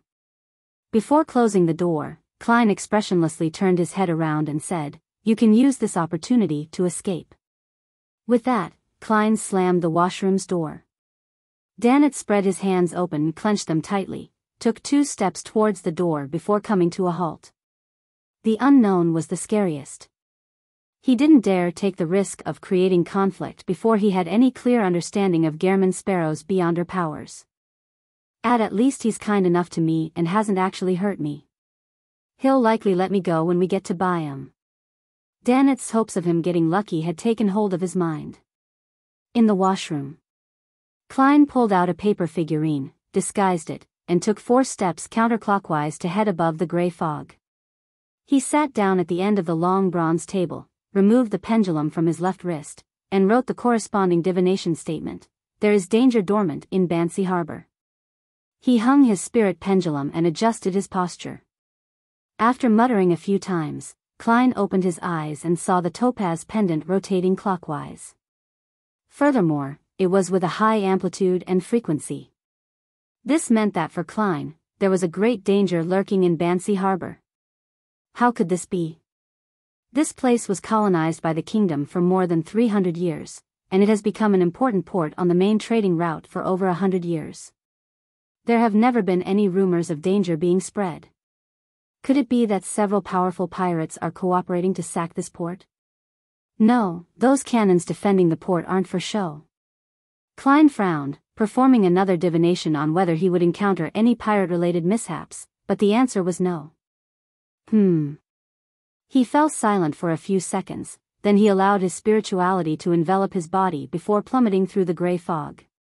Returning to the real world, Klein pressed the mechanical button on the toilet, put away the paper figurine double, and went to the nearby washing basin to wet his hands with water. In this short period of time, he quickly sorted out his thoughts and decided to do his best to hide. His priority was to stay safe. Pulling out a tissue and wiping his hands, Klein opened the door and saw that Danitz was still standing in the middle of the living room. A pirate who's cautious to the point of being a little cowardly. In a sense, Rear Admiral Iceberg's subordinates are all adventurers who are part-time pirates. Klein looked at him and calmly said, "To the first-class dining room." "All right." Danitz didn't understand why Gehrman Sparrow had suddenly changed his mind, but in the end, he chose to not raise any disputes. Walking down the gangway, Cleves suddenly said to Donna and the others, "Head to the Green Lemon restaurant first. I have some matters to do with Captain Eland. I'll join you soon." "All right." Although Erdy Branch was surprised, he wasn't too puzzled. Cleves was halfway aboard the ship when he met Eland with his straight sword at his waist. "I'm going to visit Gehrman Sparrow." Cleves turned around for the first-class cabins after saying that. Eland was momentarily dazed, unable to understand his out-of-the-blue intentions. "There's no need to inform me that you're visiting Gehrman Sparrow." Eland was startled for 2 seconds before he vaguely grasped the true meaning behind Cleves's words. "He's telling me so that if anything happens to him, it would be because of his visit to Gehrman Sparrow. But if nothing happens to him, it means that his suspicions were incorrect and there's no need to further disturb Gehrman Sparrow any further." Eland stopped in his footsteps and said to the first mate beside him, "Wait 15 minutes. Thump. Thump. Thump. Klein and Danitz, who were on their way out, heard a rhythmic knock on the door. Danitz, who received a signal, hurried over and opened the door. It was Cleves outside. He looked at Danitz, who had disguised himself again, before turning to Klein and said, "Blazing Danitz." At lunchtime, he had found Gehrman Sparrow's friend somewhat odd and familiar, but he hadn't connected the face to the picture on the bounty notice. It was only when Donna mentioned Danitz that the inspiration struck him, making him realize that the two were very similar. As expected. Klein was about to nod and answer when Danitz said with a laugh, "My friend, you have the wrong person. Although I look like the famous pirate who's worth 3,000 pounds, I'm really not him. People have always had misunderstandings, bringing me a great deal of trouble." Klein raised his hand and covered his mouth. He almost laughed out loud and destroyed his persona. He restrained his expression and calmly replied, "Yes. Sigh. My reputation." Danitz stretched his neck and looked at the ceiling. "What are the two of you planning?" Cleves drew in a silent breath and asked directly. Klein jerked his chin towards Danitz. "Watching over him." "Watching over?" Cleves couldn't understand Gehrman Sparrow's words. "Sir, you must learn to make associations by yourself. Learn to infer on your own. You can't have me explain in detail. That doesn't match my persona." Confronted with the doubtful look in Cleves's eyes, Klein casually said, "He boarded at Demir Harbor and I recognized him, so I decided to watch over him to prevent any accidents." After looking at Klein for a few seconds, Cleves nodded his head and said, "Will you be fine? Do you need any help?" "No," Klein replied quietly. Cleves glanced at the depressed Danitz and took a step back. Then, I'll take my leave. Just as he was about to leave, he was suddenly stopped by Gehrman Sparrow. He heard the mysterious young adventurer say, with some solemnity, return to the ship as soon as possible. There is danger dormant in Bansy Harbor. In the Green Lemon restaurant, Donna had just laid out her napkin when she saw through the window that Uncle Cleves had arrived hurriedly downstairs. At this moment, the weather in the port suddenly changed.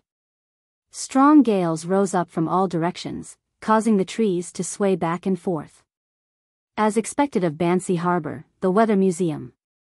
Donna studied the outside scenery with interest. She saw a man in a black cloak trudging through the wind with a lantern in his hand. Seemingly sensing that he was being watched, that person turned his body sideways and looked up at the second floor of the restaurant. Then, Donna discerned his appearance and saw that the area where the person's head was supposed to be was empty inside the black cloak. There was only a bare neck with bright red blood spewing out of it. The person slunk his body back down, pulled at his cloak before continuing forward. Chapter 507, Bansy Harbor in the wind. Donna jerked back, her pupils constricting, her mouth half open as her scream reached her lips. If she hadn't seen the messenger before, then she would have long lost control of herself and staggered to her feet in terror, unconcerned whether she would flip over the tables or chairs. Fortunately, she was no longer the young lady who was completely ignorant of the matters of the sea when she first boarded the White Agate. Her voice had only become slightly sharper as she pointed outside the window and stammered, there's a zombie. A headless zombie. She used the most commonly seen zombie in folklore to describe the terrifying thing she had just seen. Cecile shot to her feet and rushed to Donna's side. She looked curiously out of the window where the raging wind was blowing and observed for a few seconds. There's nothing, she said truthfully. Donna shrank back, mustered her courage, and cautiously leaned forward only to see the trees outside swaying, with random clutter flying everywhere. There wasn't a single pedestrian. There really was someone there. He was wearing a black cloak, and he had no head. His neck was bleeding. Donna said while gesturing in an attempt to convince the adults in the room. Her father, Ertie Branch, propped himself up from the table, went to the window, and looked out for a moment. Donna, you aren't allowed to read that Font's Horror Stories anthology anymore tonight.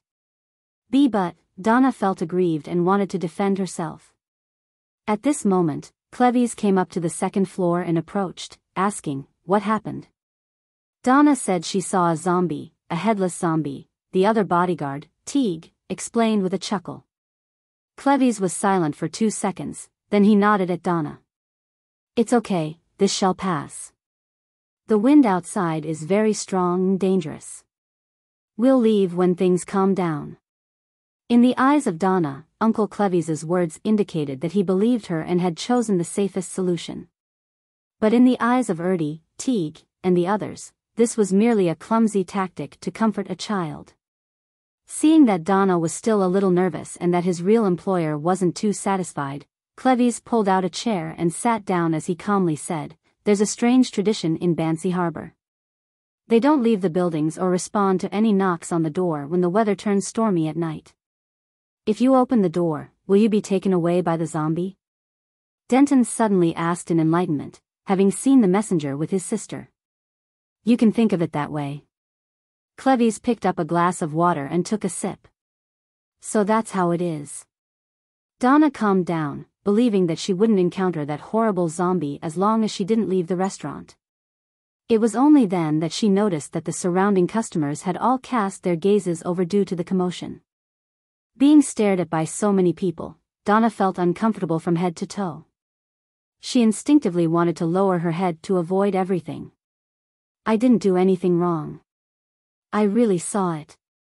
Donna obstinately straightened her neck and looked around. She saw the gentlemen in tailcoats and the ladies in their beautiful dresses retract their gazes. She saw them lower their heads, pick up their spoons, and scoop the dark red blood blocks in their bowls to stuff into their mouths. Their lips were stained with a tinge of red. Their faces appeared pale under the light of the crystal chandelier. The contrast between the two made Donna feel an inexplicable sense of fear. She turned her head back and waited for dinner, secretly praying to the goddess that the gale would cease as soon as possible. Bansy Harbor Telegraph Office. As soon as Eland and his first mate finished sending their report to the Navy, they realized that the wind outside was howling and that the nearby doors and windows were rattling. Really, the weather here is always so unstable. Eland put on his boat-shaped hat and sighed with a laugh. His first mate, Harris, laughed out loud. Otherwise, how could they call themselves the Weather Museum? It's best if you don't head out. Legends say that you'll lose your head because of that, the telegraph office's staff, a young lady with curly brown hair, reminded them in a slow voice. I know, but I've tried a few times and nothing happened. Without a care, Harris opened the door to leave. Eland stopped him and thought for a moment. Will it be okay to go to the cathedral next door? Your telegraph office will be closing, right? No problem. The lady with the curly brown hair was still as slow as ever. Eland nodded, opened the telegraph office's door, and trudged toward the storm cathedral, dozens of meters away, against the gusts of wind that seemed to be capable of sweeping away a child. First Mate Harris, who was holding onto his hat, followed the captain as if to express his desire to rush directly back to the white agate. However, the moment he opened his mouth, strong gales gushed into his mouth and his whole voice was miserably stuffed back into his mouth. After croaking for a while, he wisely shut his mouth and stopped making obviously unrealistic proposals. It was still 15 minutes to 7, and even in the evening, the main doors of the Storm Cathedral were still open for its congregation. The gale weakened significantly when it reached the area. At the very least, Eland and Harris no longer had to worry about their hats abandoning them. Upon entering the cathedral, they walked down the dark and solemn aisle. They stepped into the prayer hall and saw a man in a dark blue priest robe sitting in the front pew.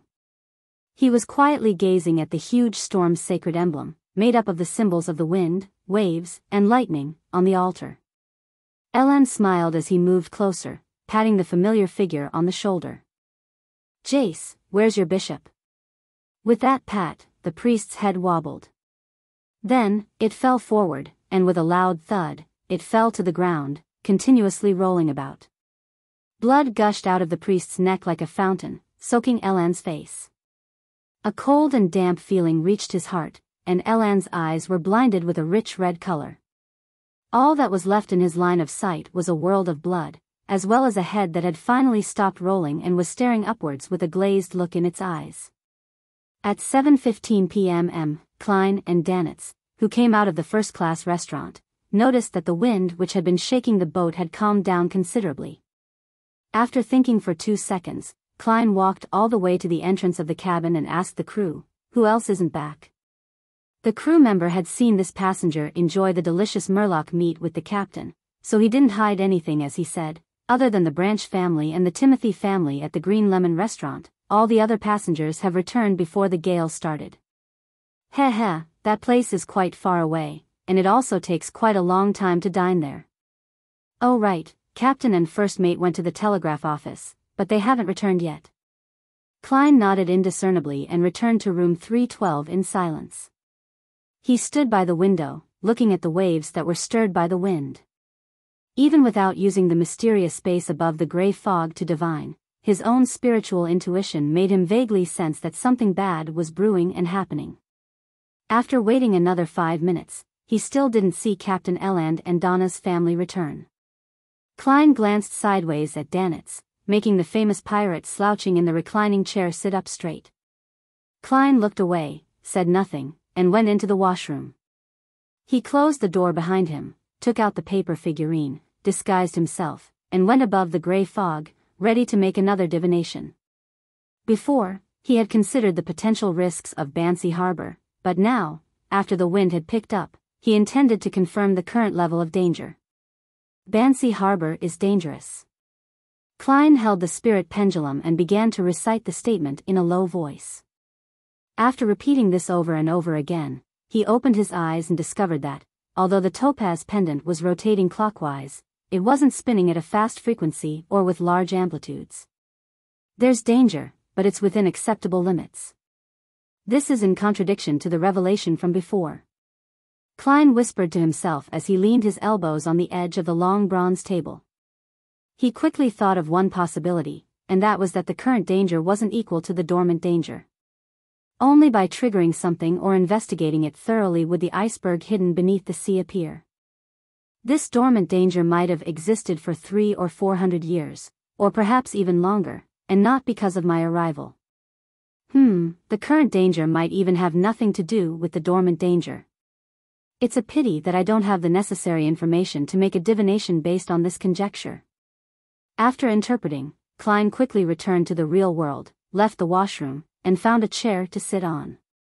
He was silent, hesitant, and didn't move for a long time, which made Blazing Danitz feel strangely uneasy. Ever since Gehrman Sparrow mentioned that there was danger lurking in Bansy Harbor, this infamous pirate had been constantly worried. To be able to make this monster change his mind and avoid the danger at Green Lemon Restaurant, it must be very terrifying. Why is my vacation so miserable? I'm plagued with bad luck. The atmosphere was so stifling that Danitz had to get up and pace back and forth. It was then that he saw the monster, Gehrman Sparrow, suddenly stand up, button his double-breasted frock coat, and walk over to the coat rack by the door. After taking his silk hat, Klein looked at Blazing and said without any expression, "You're free." Huh? Danitz only found it surreal.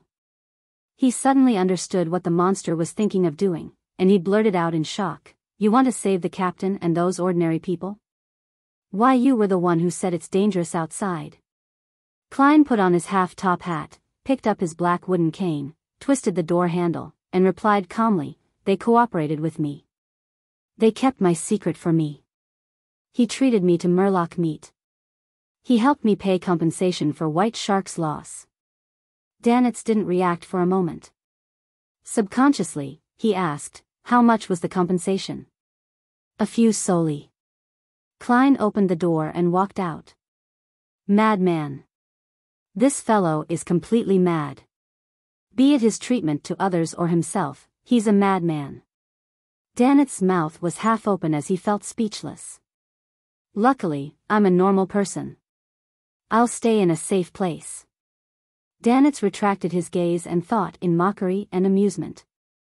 Just as this thought came to him, the wind howled again, rattling the windows and causing the candles in the room to flicker. Looking at this dark and turbulent scene, Danitz suddenly thought of a problem. The ship is anchored in the harbor, which was also part of Bansy Harbor. It's not safe either, and it could also be in danger. If I were to stay here on my own, then I might as well follow that monster. At least, he's very strong. He ran out of room 312 and caught up with Klein just as he was about to leave the cabin. Klein turned his head to glance at him. Although he didn't say anything, his puzzlement was very evident. Danitz hurriedly laughed. "If I were to choose to retreat in the face of such trivial risks, I'll be mocked by all the pirates of the Sonia Sea.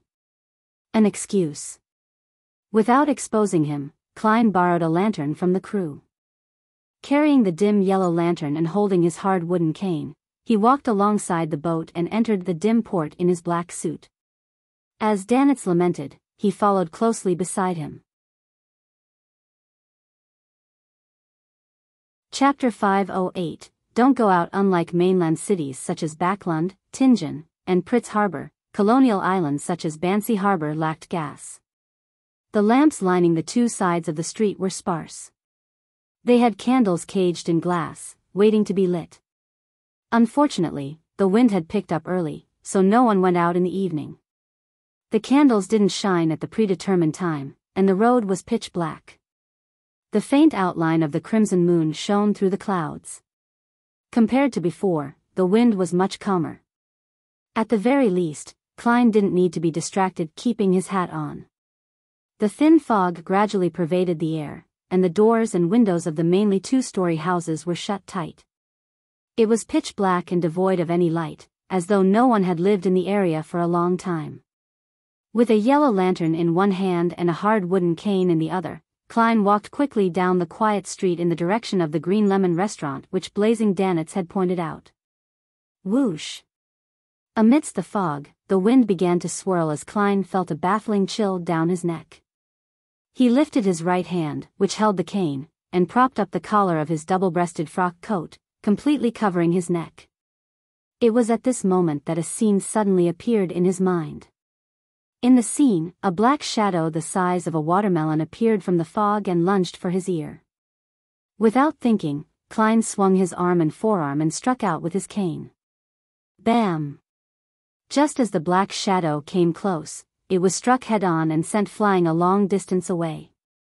With the help of the lantern's light, Klein finally recognized the thing that had attacked him. It was a head. It was a head that had lost its body, a head that had its esophagus hanging down. The head floated in midair, its face resembling dried cheese with mildew all over it. There was a yellowish-green liquid flowing down its skin as it outlined the face's contours. There were only 2 black holes left where its nose was supposed to be. Its bulging eyes were mostly white without much black. Its lips were mostly rotten, revealing sharpened teeth mixed with blood. Dogs hit. Blazing Danitz silently cursed when he saw this scene, his heart trembling. Even though he had embarked on many treasure hunts and had fought many monsters, such a disgusting and horrifying thing was still rare. At some point in time, a classic revolver had appeared in his hand, and he was about to fire it with his elbow held down. At this moment, he saw a pure ray of light descend from the sky, landing on the somewhat stiff head. Ah! A blood-curdling screech rang out, and the shriveled and hideous head was quickly vaporized before dissolving into ashes. It didn't leave a single trace behind. How weak! Danitz subconsciously commented. Is this monster, Gehrman Sparrow, from the Sun Pathway?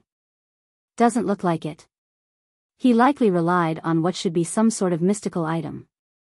I didn't even realize it just now, but Gehrman Sparrow had already discovered the enemy and attacked. He really is very strong. Danitz quickly turned his attention to something else. Just as his thoughts were settling down, he saw a similar head fly out from the fog to his side from the corner of his eye. It was trying to bite his neck. Bang! Danitz calmly pulled the trigger. The brass bullet accurately hit the head covered in mold, shattering the head's glabella as it fell backwards and stopped in midair. Soon after, a crimson ball quickly expanded above Danitz's empty left palm, and a fiery light began to swirl. He leaned forward and dragged his arm before throwing the fireball, causing it to crash into the stiff head. Flames soared up as the head burned red. The skin on the head quickly charred, emitting a sizzling sound. However, it lunged forward with its mouth wide open, ready to bite Danitz's neck as though it wasn't affected. This turn of events was somewhat out of Danitz's expectations. He nearly failed to dodge in time, and he hurriedly rolled forward, barely dodging fatal damage. A bright scarlet color appeared on his left palm once again, but the flame didn't expand this time. Instead, it shrunk, layer by layer. Within a second, Danitz threw out the orange fireball, which was only the size of an eye, while dodging. The fireball was controlled by his spirituality. It drew an arc in the air and accurately flew into the mouth of the shriveled head. Boom! The fiery light flashed, and the explosion splintered the flying head from the inside out. Countless pieces of it, along with its blood, splashed everywhere. I've finally finished it. Danitz rolled to his feet and breathed a sigh of relief. Only then did he realize that this monster which only had a head wasn't easy to deal with. Yet, Gehrman Sparrow had killed one with ease. It's mainly because the Beyonder powers in the Sun domain restrain such things. Danitz added scornfully in his heart. As he thought of this, he turned his head to the side and realized that Gehrman Sparrow hadn't waited for him. With his cane and lantern, he was jogging into the distance, his black coat fluttering behind him slightly. Dogs hit. Wait for me. Wait for me. Danitz's pupils contracted as he widened his pace to chase after the man. He didn't dare to stay on his own in the thin fog and dim surroundings. Inside the Green Lemon restaurant, Donna looked at the white porcelain bowl in front of her and the dark red blood cakes in it.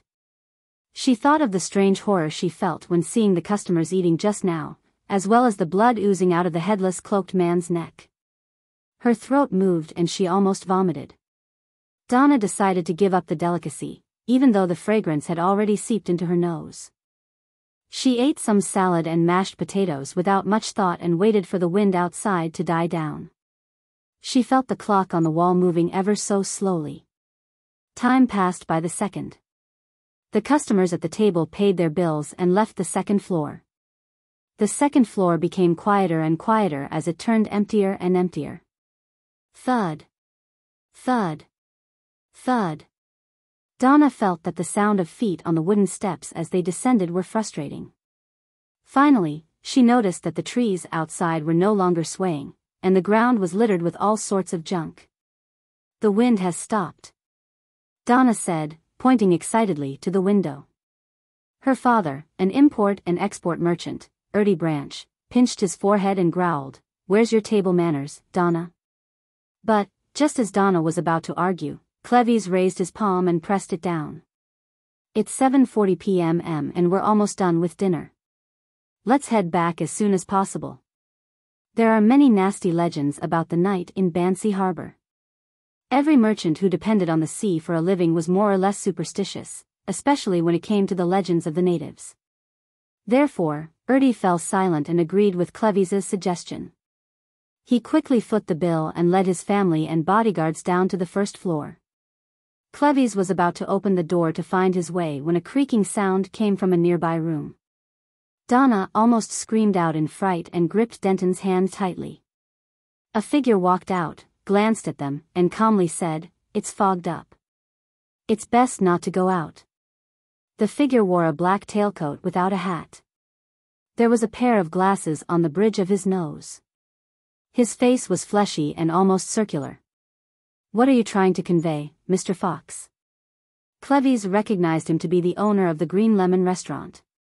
Fox said without much of an expression, "In Bansy, during the nights when the fog and weather drastically changes, it's best not to go out or respond to any knockings.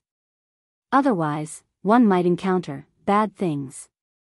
The more Donna listened, the more scared she became. She loudly emphasized, "People have already left ahead of us." Fox pointed to the rooms on the first floor. They chose to stay. Creak. Thud. As soon as Fox's voice fell, the doors to the various rooms opened either softly or heavily.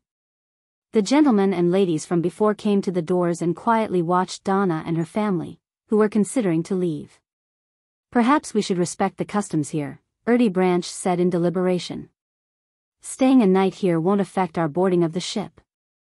According to the experience Cleves was equipped with, he should have followed Fox's advice and stayed at the Green Lemon restaurant, but he remembered Gairman Sparrow's reminder.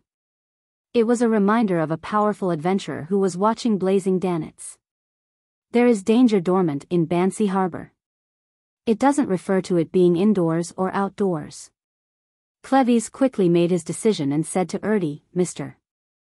Branch, please trust in my profession." "Yeah, I've seen a lot of folklore, but none of them are pragmatic," another bodyguard agreed. Before he finished his sentence, knocking sounds came from the restaurant's door and a series of screams could be heard from afar. "Look, there are knocking sounds." "Don't respond," Fox said slowly. Erty's heart palpitated as he was about to choose to stay the night. Donna looked at the gentlemen and lady standing at their doorways, and she felt that their gazes looked abnormally weird. "No, we have to return," the young lady stressed, almost screaming. Cleves could also feel the indescribable pressure and the coldness that seeped through his bones, and he once again stressed his opinion. "If there are any problems, then it'll be more dangerous staying here. There are cannons on the ship, as well as sailors with guns and sabers." This reason convinced Erty, who motioned for Cleves to open the door. Cleves waited for the knocking to subside, then with one hand holding a gun, he pulled open the door with the other. The wind's howling had quietened and the darkness was deep amidst the spreading fog. It was as if there were many monsters hidden within. Donna held her younger brother, Denton, and, hiding behind Cecile, left the restaurant one step at a time. Creak. The door to the restaurant suddenly closed, preventing them from returning. At this moment, they were like ships stranded in a storm, as though they were the only ones left in this world. With the lantern in hand, Cleves walked in front when he suddenly saw something fly over and crash into the ground, rolling a few times. Donna and the others subconsciously looked over and immediately let out cries of terror. It was a shriveled, rotting head. Then they saw light. Light fell from the sky, and the disgusting head melted into nothingness. This, Erdie and the others swallowed hard, their bodies trembling. At that moment, they saw a faint yellow light approaching from the depths of the fog. It was a figure holding a lantern, wearing a half-top hat and a double-breasted frock coat which shared the same color as the night. The lines of his face were distinct, and there was an obvious sharpness in the coldness. "Uncle Sparrow!" Donna and Denton cried out. They felt their hearts settle down. Klein tossed the lantern to Danitz beside him, and he walked over with his cane in hand before calmly saying to Cleves and the others as if nothing was out of the ordinary, "Let's go to the telegraph office first." "What about the Timothus?" Chapter 509, Request, Timothus. "They're still in the restaurant," Erdie Branch subconsciously replied. He then pointed to the area where the moldy head had been purified and anxiously asked, "What was that just now?" Maintaining Gehrman Sparrow's persona, Klein didn't answer and glanced at Danitz before walking directly past Donna's family to the tightly closed door of the Green Lemon restaurant. Blazing Danitz held his lantern and was relieved having finally completed a goal. He straightened his back, looked at Erdie and the others, and scoffed. "You don't have to worry about what that was. Just know that it's a monster that will harm you." If Gehrman Sparrow wasn't only a few meters away, he even wanted to proclaim, "Only I, Lord Blazing Danitz, can protect you." Cleves exchanged glances with Cecile and Teague before taking the initiative to step forward. He comforted his employers and said, "Leave your questions to after we get back to the White Agate." Frankly speaking, the three bodyguards had all been adventurers for varying periods of time. However, their understanding of monsters was still stuck at the level of folklore or stories of their drunken peers. They still found it rather surreal, as though they were in a dream. However, since they had seen creatures like murlocs before, it wasn't that hard to accept other things. At most, they were a little weirder and uglier than murlocs. When they thought of this, their hearts calmed significantly, and the guns in their hands seemed to regain their strength. However, the pure light that descended from the sky still exceeded their scope of understanding. They only felt that their worldview, outlook on life, and values that had long been formed had begun wavering. All they could do was temporarily ignore it, suppressing all their emotions to the bottom of their hearts. Klein stopped at the door of the Green Lemon restaurant, raised his right hand, and tapped it with his fingers. Thump. Thump. Thump. After he knocked 3 times in a rhythmic fashion, no one answered and there was silence. If not for the candlelight shining through the windows and the cracks in the door, Klein would have thought it was an empty building that had long been abandoned. Thump. Thump. Thump. He knocked 3 more times. Within the restaurant, the silence continued. Everyone seemed to be abiding by the custom of not responding to any knocking in foggy weather. Klein retracted his right hand and patted the hem of his double-breasted frock coat. Suddenly, he leaned back, lifted his knees, and kicked his right foot forward. With a bang, the restaurant's door suddenly opened wide, and all the nails that had fixed the copper lock popped out. Wearing a tailcoat, the boss, Fox, with his pudgy, nearly round face was still standing in his original position. The ladies and gentlemen who had chosen to stay the night all opened the doors one by one and stood quietly at the door, looking over without a word. "What do you want?" Fox didn't flare up, his tone the same as before. However, he had a revolver in his hand. With his spirit vision activated, Klein turned his head and looked around. He didn't find any traces of evil on any of the humans present. His gaze landed on the boss of the restaurant, and his gaze turned heavy. He looked into the owner's eyes and asked, "Where's the Timothy family?" Fox repressed his emotions, as though a storm was brewing in his dark brown eyes while he looked at the man for 2 seconds. Finally, he unnaturally turned his head and said, "There's another table." Foreigners. Upstairs. Get them to come down, Klein ordered coldly. Fox was silent for a few seconds, until the man quickly drew his gun and aimed it at his head. He took a deep breath and sent a waiter up to the second floor, leading the Timothy family down the stairs. What happened? Timothy was a man who was more than 30 years of age. He was on vacation with his newly wedded wife. Klein lowered his gun and flatly said, "Something unexpected has happened in Bansy Harbor. Are you coming back with me to the ship or staying here?" Something unexpected?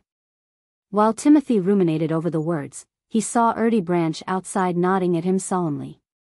He knew that the other party was a very rich import and export merchant who had 3 bodyguards with him.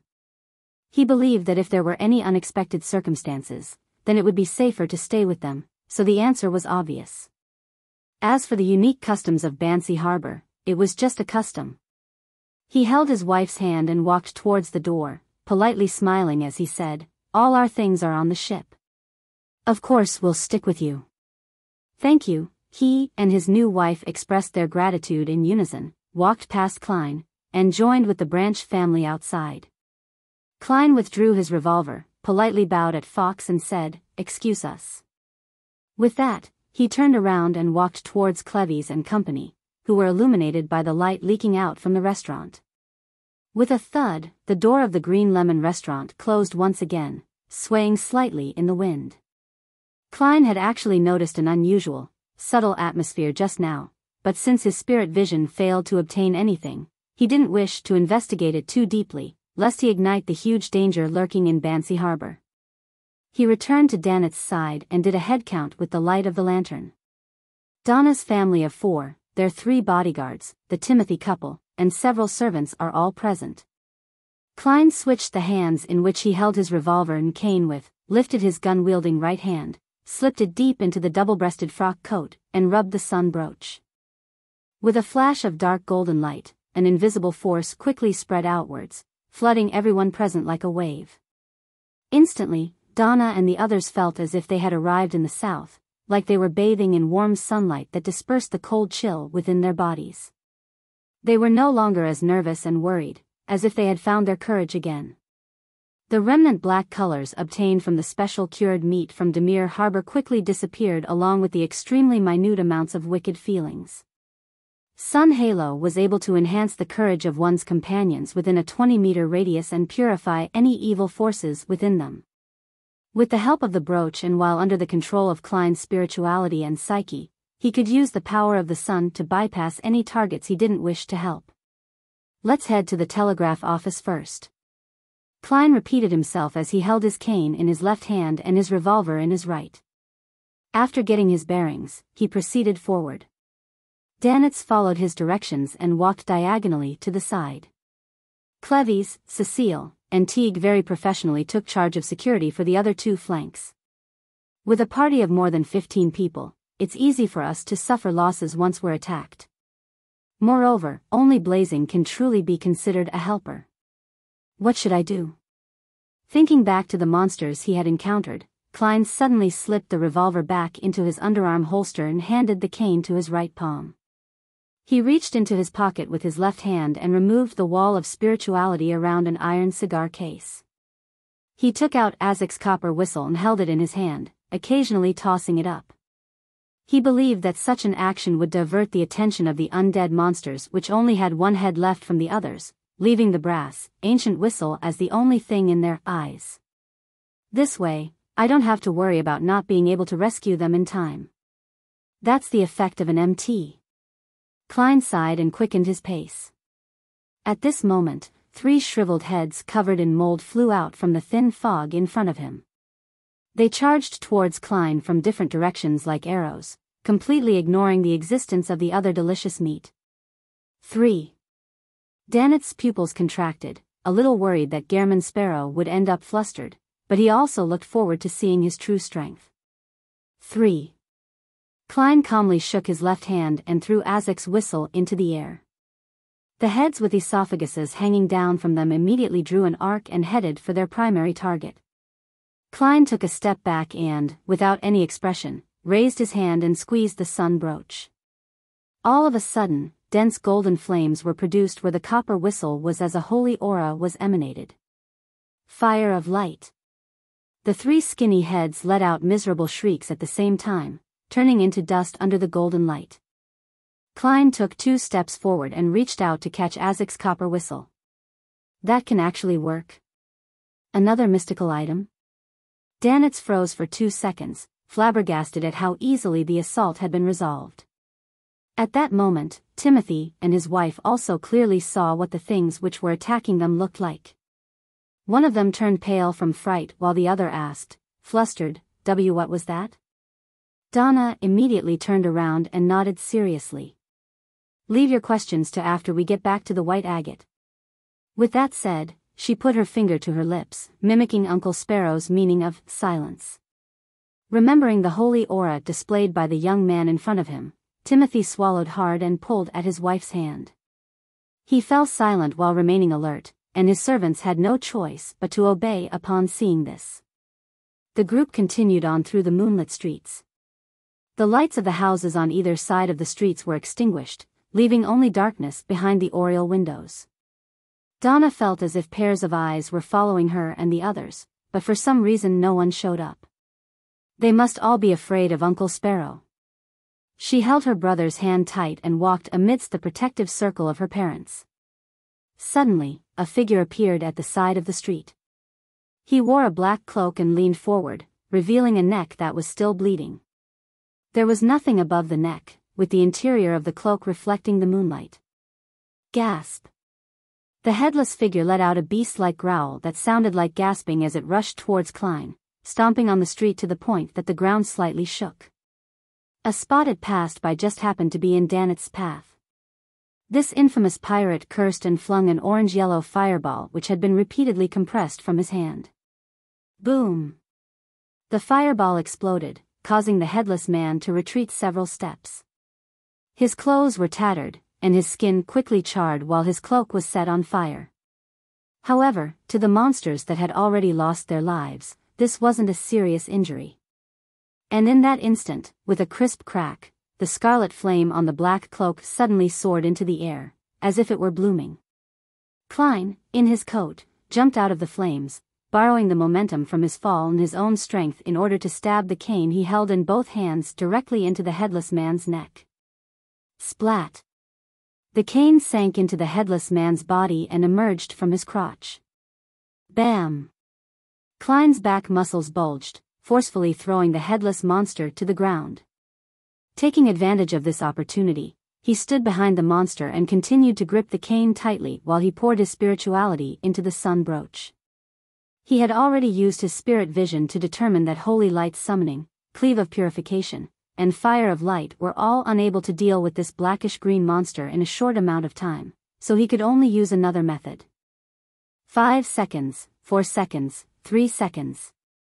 The headless man struggled with all his might, but like a snake, he fell to his knees and was firmly nailed to the ground by the cane. 2 seconds, 1 second. Klein opened his mouth and spat out a word in ancient Hermes. Sun. Specks of radiance appeared and turned into water droplets that sprinkled over the headless man's body. Sizzle. When the blackish-green gas was emitted, Klein let go of his cane and took 2 steps to the side. Within the sparse rain, the headless man continuously twitched before finally calming down, eventually melting into a pool of blood. No Beyonder characteristics. This means it's not the real enemy. At most, it can be considered as a created servant. Klein withdrew his cane, turned, and walked back to the group. So cool. Denton let out a belated cheer. Donna's eyes sparkled. He was still borrowing the powers of a mystical item. However, his phasing away during the flames has indicated his true strength. He really isn't easy to deal with. Blazing Danitz retracted his gaze, feeling that his decision not to mindlessly run off had been extremely wise. 7 or 8 minutes later, the group that cleared out 2 more waves of monsters arrived at the Bansy Port's telegraph office. Cleves took the initiative and knocked on the door. Who is it? A gentle female voice came from inside. We're looking for the captain of the White Agate, Mr. Eland, Cleves answered through the door. In the quiet night, the woman's voice spoke at a moderate pace. He and his first mate went next door to the cathedral. The person speaking sounds odd, or is she like that only on similar nights? Klein flicked a gold coin and confirmed that she wasn't lying. As they were preparing to leave, the female voice in the telegraph office hesitated and said, Can you guys help me take note of someone? He's my colleague. He went out before the wind started tonight, and never came back. His name is Pavo Court. Chapter 5:10, The Returning Bishop Pavo Court. Cleves didn't directly answer the woman behind the telegraph office's door. He turned to glance at Gehrman Sparrow, waiting for his decision. In the eyes of this former adventurer, it was a difficult task for 15 people to get back to the White Agate safely. They couldn't and shouldn't be distracted by helping her search for someone. However, he was well aware that the current pillar of support was Gehrman Sparrow and Blazing Danitz. They were the only ones who had the right to decide on the matter. Klein remained silent for 2 seconds, then he spoke in a measured voice. What does he look like? He believed that having more information would help him escape this strange, foggy city, so he casually asked in passing. As for whether he would help take note of the person's whereabouts, it all depended on what happened next. While inquiring, Klein also warned himself not to pursue the matter too deeply or else it might risk triggering the danger dormant in Bansy Harbor. Between understanding the situation and avoiding the risks, he had to engage in a balancing act, no more, no less, without leaning too far left or right. This might be an easy or difficult feat, because no one knew what would happen once he took the step. He could only judge based on his experience and intuition, and he could fall into a pit at any time. This left Klein highly stressed as his mind whirled at an unprecedented speed. In the dense darkness and thin fog, the telegraph office's door remained tightly shut. The woman inside paused and said, He's a very handsome man. He has 2 eyes, 2 ears, a nose, and a mouth. Why does this answer sound so scary? Is there something wrong with this woman? According to the customs of Bansy Harbor, she shouldn't have even responded. Blazing Danitz had the urge to kick open the door, rush into the telegraph office, and check the situation inside. It was at this moment that he saw Gehrman Sparrow put his hand on his hat and turn to the side. Storm Cathedral, Klein briefly stated their destination. He didn't bother with whether there was anything wrong with the woman at the telegraph office.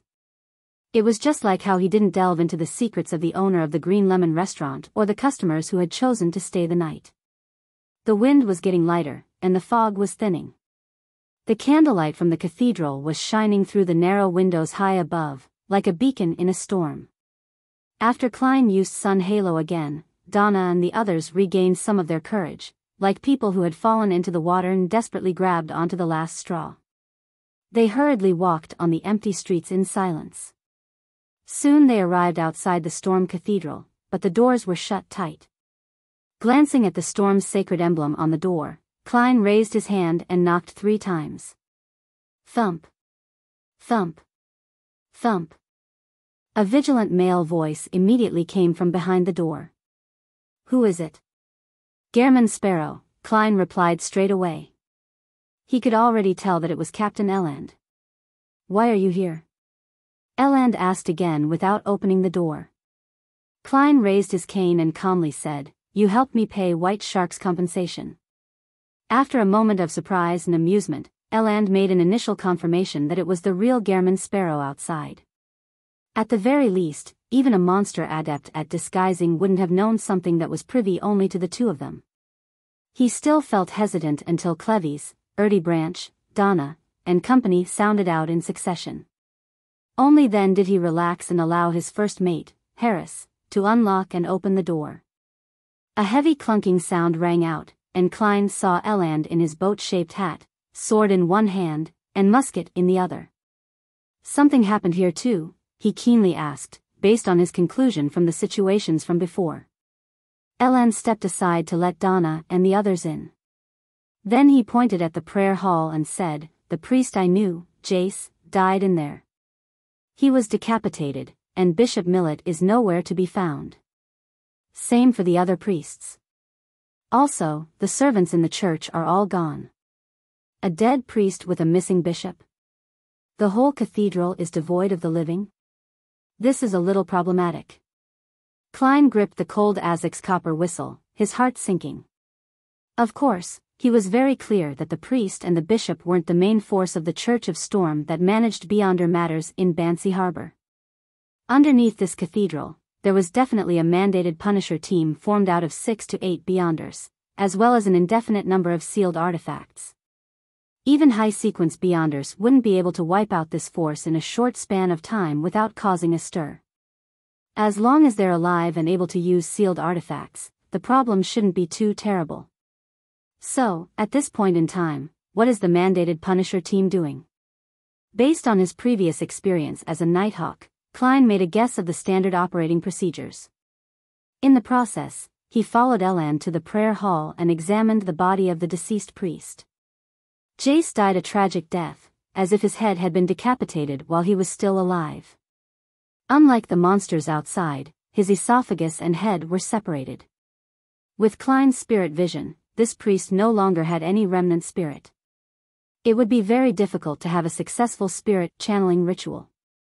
Is it due to a unique killing technique, or has it been dealt with accordingly? It's different from the monsters outside. Was it because the operation happened in a rush? Combining all that he knew, Klein concluded his previous speculation. He felt that there were two possibilities. One, there was something of local origins, perhaps a living sealed artifact or a mid-sequence Beyonder, who had lost control underground. It escaped the cathedral and killed Jace while fleeing, causing the abnormal changes in Bansy Harbor. The bishop, priests, and mandated punishers were in desperate pursuit, attempting to form a seal again or get rid the perpetrator. The servants had been led underground and were under the protection of the remaining mandated punishers. But this didn't explain the strange behavior of the residents of Bansy Harbor. The second possibility was that the primitive sacrifice ritual to the god of weather had been resurrected in a number of people in Bansy Harbor, and that the flying heads and headless monsters were in adherence with the descriptions of flesh and blood consumption in the sacrificial rituals and the burying of heads in the altar. And due to some unknown reason, this group of people had raided the cathedral and killed Reverend Jess. The rest of the population had more or less understood the situation, but they had opted for silence. They might have already assaulted the area underground and are currently engaged in an intense battle with the mandated punishers, priests, and the bishop, who are aided by sealed artifacts. They might have transformed all the servants into monsters or thrown them out. It can also be that they're under pursuit from the Beyonders of the Church of Storms, and the servants have been sent underground to receive protection to prevent any accidents. From the fact that Jace's corpse hasn't been used, there's a possibility that it's the latter development. If I were to head underground to confirm the situation, I'll definitely be attacked since we're unfamiliar Beyonders. Besides, the remnant strength might not be sufficient. Klein looked at the priest on the ground and realized that his Beyonder characteristic had condensed into a blue sapphire by his neck. He retracted his gaze and didn't pick up the item. He didn't want to attract the violent retaliation from the short-tempered Church of Storms, so he turned to Eland and Harris. Let's return to the ship first. He casually tossed the gold coin and confirmed that there was no battle currently going on underground. In any case, regardless of whether there were any mandated punishers present, the cathedral grounds were no longer suitable for prolonged stays. After all, Klein wasn't sure if his guess was right, and he could only make the safest choice. All right. Eland had no desire to stay here either, being in a situation where he waited nervously for any changes to befall him. As long as he returned to the White Agate, he would have many cannons and many sailors that could withstand accidents to a certain extent. After a short rest, the group left the cathedral. With the addition of Eland and Harris, the team's defense clearly became much tighter.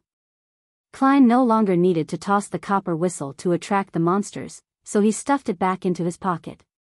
Shall we send a telegram to the Church of Storms headquarters to report on Bansy Harbor? After a few steps, Eland made a cautious suggestion. This way, even if there were major unforeseen events, as long as they held on, they would eventually be saved. Klein didn't object. Walking through the thin fog ahead of him, he calmly said, "We'll pass by the telegraph office." Phew.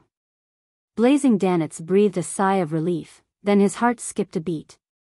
He was afraid that the Church of Storms would perform investigations and discover that an infamous pirate had played an important role in this matter, and by then, he would probably still be trapped on the White Agate. Although I saved people, the mandated punishers aren't friendly to those who don't belong to them, especially when I'm a pirate. Stumped for a moment, Danitz decided to get over the immediate danger before considering other matters. After walking for a while, they saw the telegraph office in sight. A faint yellow light suddenly emerged from the side street and approached them from the depths of the fog. It was a middle-aged man carrying a lantern. It was a middle-aged man carrying a hurricane lamp. He wore a dark blue bishop robe embroidered with the symbol of the storm. His head was bowed and his face was pale. He was wheezing as he staggered while walking. Eland focused and blurted out, "Bishop Millet?" The middle-aged man looked up, raised his hurricane lamp and said, "Eland, is it?" At this moment, Klein took a step back, letting Eland stand out. He didn't wish for the bishop of the Church of Storms to pay notice to him. Danitz even shrunk his neck back, using Erdy's plump body to block himself. "Yes, Your Excellency. Jace is dead." "What happened?" Eland wasn't a novice, so he didn't directly step forward. Bishop Millet coughed and said, "An old custom has been revived, and a group of heathens with dirty blood running through their veins are beginning to offer live sacrifices and are consuming their flesh and blood." Jace noticed that they were problematic and ended up being killed by them. The matter can no longer be covered up. They used the sacrificial ritual to change the weather and tried to attack the cathedral. They were defeated by the mandated Punisher and fled to the mountain. They escaped to the cave where the altar is. I was injured in combat. Without being able to hold out much longer, all I could do was slowly make my way back. Just as he finished speaking, a bright ball of light burst out of the distant fog, as if countless bolts of lightning were striking down. With the help of this light, Klein and the others could see the fog-covered mountain range by the shore, as well as the peak which was connected to thunderstorms. To a certain extent, this confirmed Bishop Millet's claim. Eland was about to step forward to support the storm bishop when he saw Gehrman Sparrow take out a gold coin and mutter in a low voice, "He has ill intentions." Ding!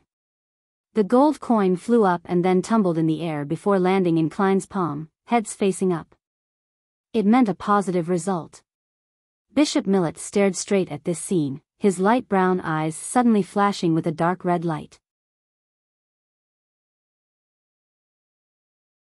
Chapter 5:11, Snitch Halo Whoosh. A strong gale blew out from Bishop Millet's body, lifting up his dark blue bishop robes. Crack. Crack. Crack. Crack. Crack. The branches of the nearby trees snapped as they flew into the air. Donna's body involuntarily rose a few meters into the air before being thrown out several meters. Her body ached all over when she fell to the ground. It wasn't just her. Cecile, Denton, Timothy, Harris, and the others were all blown up by the wind and landed in different spots. Only Cleves, Teague, and Erdy, either because of their training or abnormally heavy weight, staggered to the ground and tumbled a few times. Eland, who was facing Bishop Millet directly, did a series of retreating and backward somersaulting actions, dodging the incoming blow from the wind. Klein and Danitz didn't attempt to resist it head-on. Instead, they flew backward like kites. Although they looked like they were about to collapse to the ground, they ultimately managed to keep their balance. As soon as the hurricane stopped, 6 figures emerged from the dispersing fog.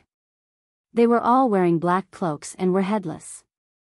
Left with only bleeding necks, their hoods were supported up by the eddies of the hurricane. Gasp! Gasp! Their throats emitted the low grunts of a beast like the moment before they were ready to attack. So. A series of thin and sharp wind blades shot out, leaving a clear and deep rift where Klein was somersaulting. Tap. Tap. Tap. From both sides of the lantern-wielding Bishop Millet, whose dark blue bishop robe had flared up slightly. 6 headless men rushed at Klein, Eland, and the others, stomping on the ground until it trembled. One headless monster is already hard enough to deal with, but now there are 6 of them. And there's even a bishop who's obviously corrupted. When Blazing Danitz saw this scene, he couldn't help but feel his scalp tingle. At this moment, a bronze beam streaked past his eyes and shot into the distance. Dang! Dang! Dang! Azik's copper whistle dropped to the ground and bounced a few times. With a whoosh, the 6 headless men changed direction at the same time, rushing towards the location where Azik's copper whistle came to a stop, leaving Bishop Millet standing alone in his original spot. Klein seized the opportunity, lifted his left hand, tearing off the sun brooch inside his coat, and threw it to Captain Eland, who was closest to him. He shouted succinctly, "Inject your spirituality." 5 seconds. Holy water. After saying this, he ignored his silk top hat that had been blown away, and instead, he bent his body, dashing towards Bishop Millet in a zigzag manner. So. One after another, wind blades were shot out in close succession, all of them aimed at Klein. In a flash, the ground showed signs of being cut and slashed. Klein either somersaulted, lunging forward, or jumping up by supporting his body with his hands to avoid the first round of concentrated fire. The dark red light in Bishop Millet's eyes grew brighter as he raised his hands. So.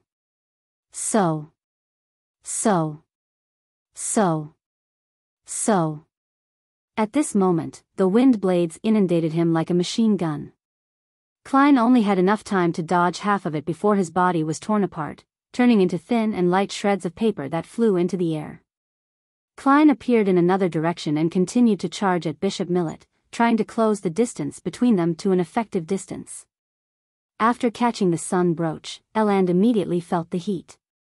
He wished that he could take off his clothes and jump into freezing water. He thought for a moment about the words Gehrman Sparrow had left him before taking out a tin-colored alcohol flask from the inside of his clothes, unscrewed the lid, and poured out all of the Landy-proof inside. The strong aroma of the wine rapidly spread in all directions. Blazing Danitz looked around, feeling certain of the situation. With a grimace, he genuflected and suddenly pressed both his palms onto the ground. 2 scarlet fire serpents appeared out of thin air, clinging to the ground as they spread towards Azik's copper whistle and created 4 burning walls of fire. His original plan had been to throw a fireball at Bishop Millet and let Gehrman Sparrow use the flames to easily jump towards the bishop and launch an attack. However, after seeing that the area around the bishop was filled with freezing gales, he rationally gave up on the idea. He was prepared to first clean up the headless monsters to prevent them from disturbing Gehrman Sparrow's ability to use his true strength. Cleves, Cecile, Teague, and Harris had already stood up again and had drawn their guns. They surrounded Erdy, Donna, and Timothy in the middle, guarding them against any other monsters that might appear. Their experience taught them that, without any prior teamwork training, it was best not to interfere in a battle that was beyond that of ordinary humans. Tap. Tap. Tap. The 6 headless men, oblivious to the burning flames, burst through the scarlet walls of fire and began to pounce onto Azik's copper whistle like ravenous dogs. This gave Eland time to inject his spirituality into the sun brooch with composure. After the holy water condensed, he dripped them into the alcohol flask. Seeing the headless people in a frenzied bunch, Danitz's heart skipped a beat. He bent down halfway and, with a flushed face, condensed a scorching white flaming spear in his right palm. Taking a step forward, he twisted his waist and swung his arm, throwing out the flaming spear. It whistled as it hit a headless man and nailed it to the ground. A blazing white light soared, and the headless man's body was reduced to ashes. The remaining half of his body was also burning, continuously releasing blackish-green gases. Seeing that his attack had succeeded, Danitz was about to continue this attack method when he suddenly sensed a particular kind of crazy, terrifying hunger. At this moment, he felt as though he had arrived in front of a deep abyss, just one step short from falling in.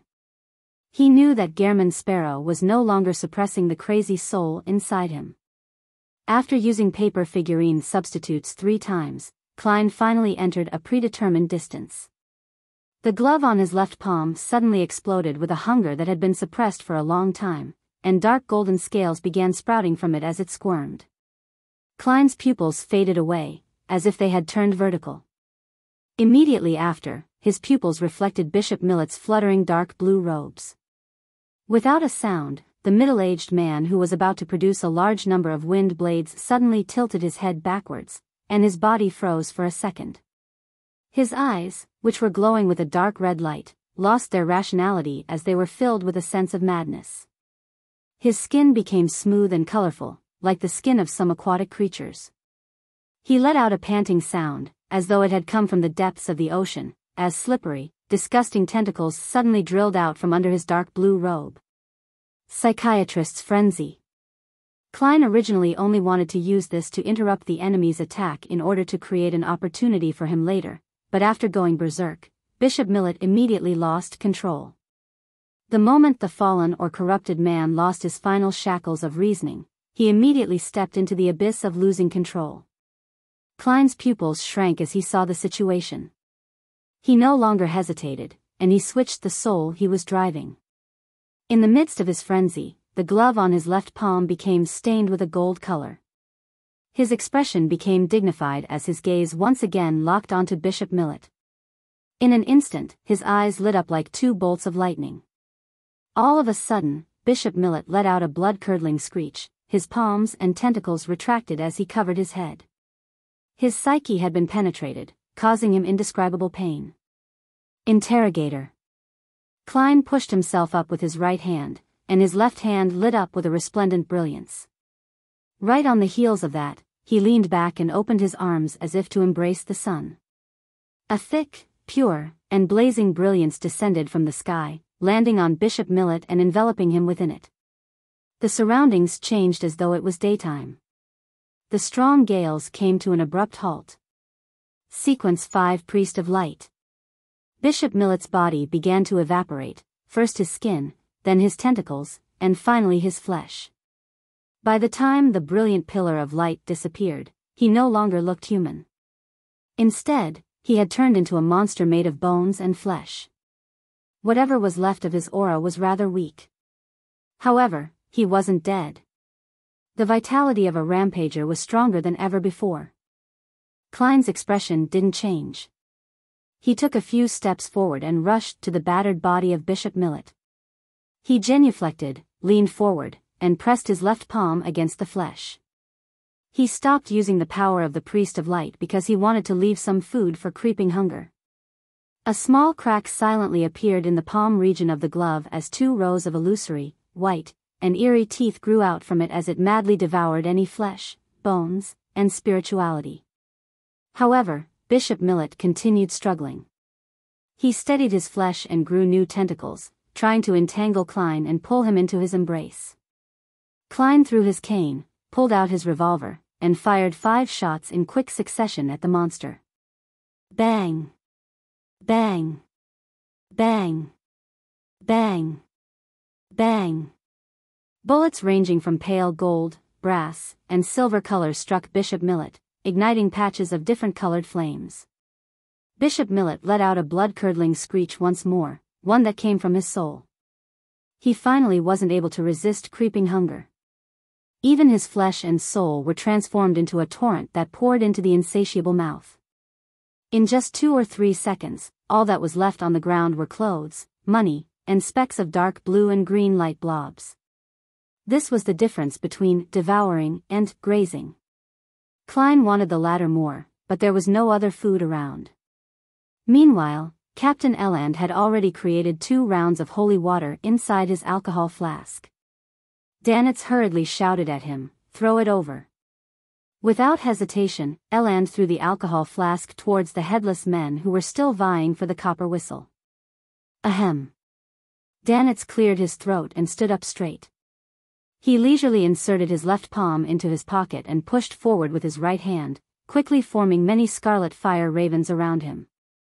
These half-illusionary fire ravens flapped their wings and flew out, following different trajectories of attack. At the same time, they collided with the alcohol flask which happened to be right on top of the group of headless people. Rumble.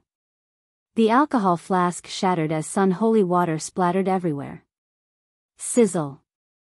The remaining headless people were all drenched as they screamed and twitched in pain before falling to the ground. They melted away quickly into blood as Azik's copper whistle lay still in the middle of the purified area. It's resolved. Gehrman Sparrow is really strong. Even if he encounters Captain, he'll have the ability to resist her. It's a pity that I didn't get to see what beyonder powers he had used. Danitz turned his head to look at Klein, who was standing in front of the remains of Bishop Millet, and silently sighed. Then he saw Gehrman Sparrow glance at him coldly. Subconsciously, Danitz dejectedly ran out and picked up Azik's copper whistle. Donna rubbed her bruised arm and saw Uncle Sparrow in his long black coat walking back a few steps before stooping to pick up his half-top hat, silently dust it off, and put it back on. Chapter 5:12, The End of Things. After Klein retrieved his hat, Bishop Millet's beyonder characteristic had already been fully condensed. It was only the size of a thumb and was translucent and light blue in color. However, from time to time, green streaks would appear like a tidal wave that approached a black hue. Opening the revolver's cylinder, Klein shook it, dropping the empty shells that were either gold, silver, or brass in color to the ground, creating crisp tinkling sounds. Then, he calmly took out a speed loader he had prepared earlier and loaded other beyonder rounds bullet into the gun. After doing all this, he put away the revolver, bent over to pick up Bishop Millet's beyonder characteristic and stuffed it into his pocket without paying too much attention to it. Klein picked up his cane and turned back to the group after taking a few steps. He pulled out a paper figurine and flicked it like he was lashing a whip. Pa! The paper figurine was quickly ignited. It flew out of his hand and turned into specks of scarlet light that fell to the ground, extinguishing into dust. How cool! Denton forgot the pain from his fall and stared intently. It's like Uncle Sparrow is setting off fireworks. Donna nodded in agreement with her brother's words. After using paper figurine substitutes to interfere with the information traces in the area, Klein looked in the direction of the way back and said calmly and concisely, "Leave this area." With that, he turned around and walked away at a leisurely pace. He took the sun brooch and Azik's copper whistle from Eland and Danitz respectively. Erdy and the others didn't make useless comments, nor did they cry out in pain. They followed quietly behind. In the battle just now, they had fully witnessed the uniqueness of beyonders, especially Danitz's flaming powers. It was the most eye-catching and obvious.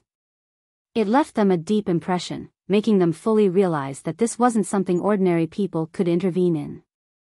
All they could do was abide by the instructions and follow closely behind. Only by doing so could they guarantee their survival. Compared to Danitz, the battle between Klein and Bishop Millet mainly involved invisible wind blades and the truly intangible psyche domain. Other than the holy light that seemed to descend from the gods and the frightening sight of Bishop Millet's loss of control, the entire battle seemed completely calm, so it didn't deliver a shock to the onlookers. As they passed by the area they had just been in, Cleves, Cecile, and the others suddenly stopped in their tracks. They saw the ground covered with dense cracks everywhere. They instantly understood one thing, and that was that Gehrman Sparrow's battle with the fallen bishop was many times more harrowing than the other performance. A sense of horror and security arose at the same time as all of them quickened their pace.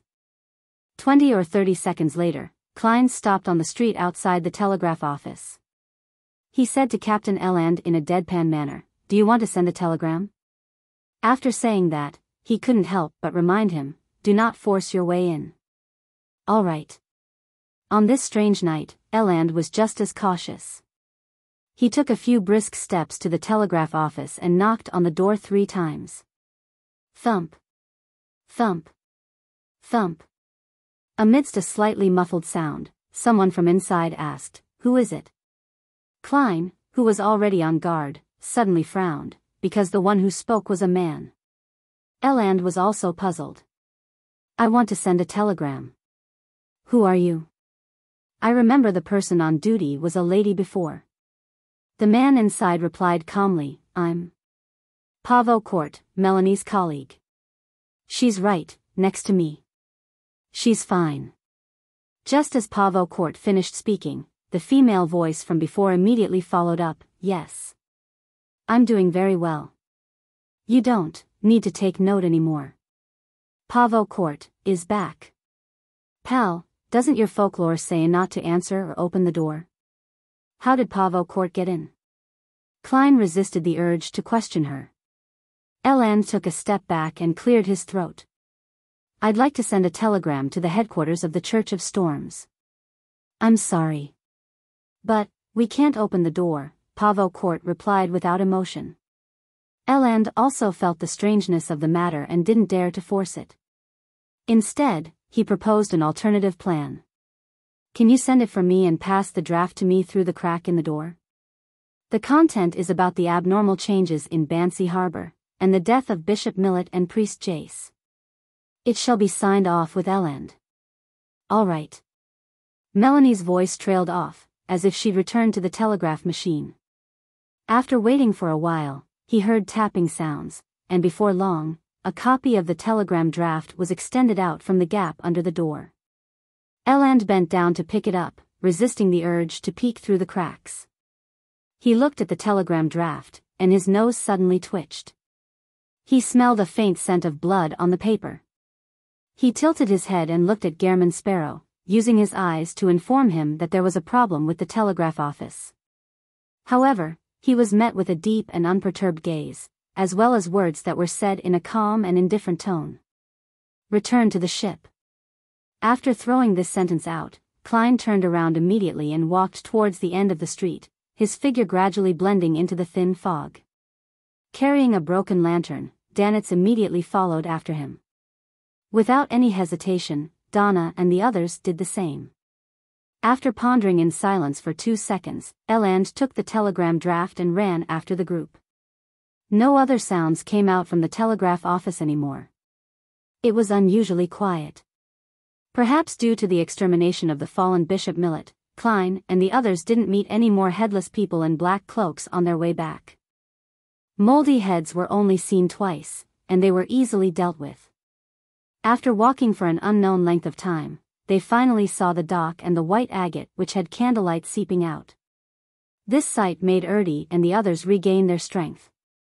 They transitioned from a brisk walk to a jog, all the way until they reached the bottom of the gangway. Klein stood guard below them with his blood-stained cane until everyone was on board, then with a tug, he jumped and arrived on the deck with just a few steps. At that moment, Eland had already begun to gather his first mate, second mate, bosun, gunner commander, and other subordinates. He got them to gather the sailors, adjust the cannons, and prepare to depart at any moment. Although leaving the port at night had non-trivial security risks, it would be the best way to avoid danger if the situation worsened. Uncle Sparrow, Donna held her brother by the hand and trotted to Klein's side, plagued by a bellyful of questions. Klein nodded, pointed to the cabin, and said, "Go back to your room first. We'll talk about it tomorrow. The danger hasn't been averted." Donna nodded obediently. Together with Denton, she put her index finger to her lips. "Shoo."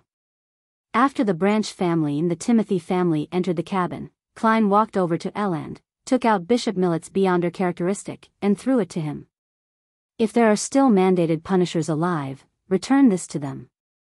The Beyonder characteristic left behind by a bishop who might have been a Sequence 6 would definitely be pursued by the Church of Storms, and everyone on the White Agate would be a target of suspicion. Klein didn't want to be wanted by the number 1 power at sea as soon as he set sail.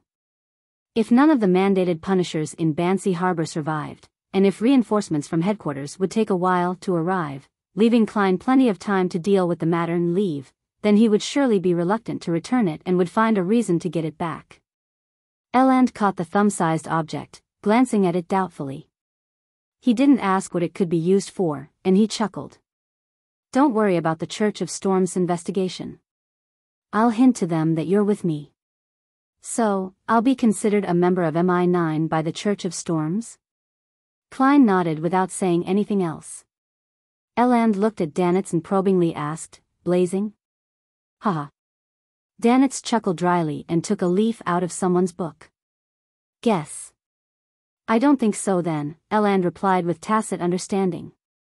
With the simple matters dealt with, Klein returned to the side of the ship and looked at the fog-shrouded Bansy harbor, prepared against any hidden dangers.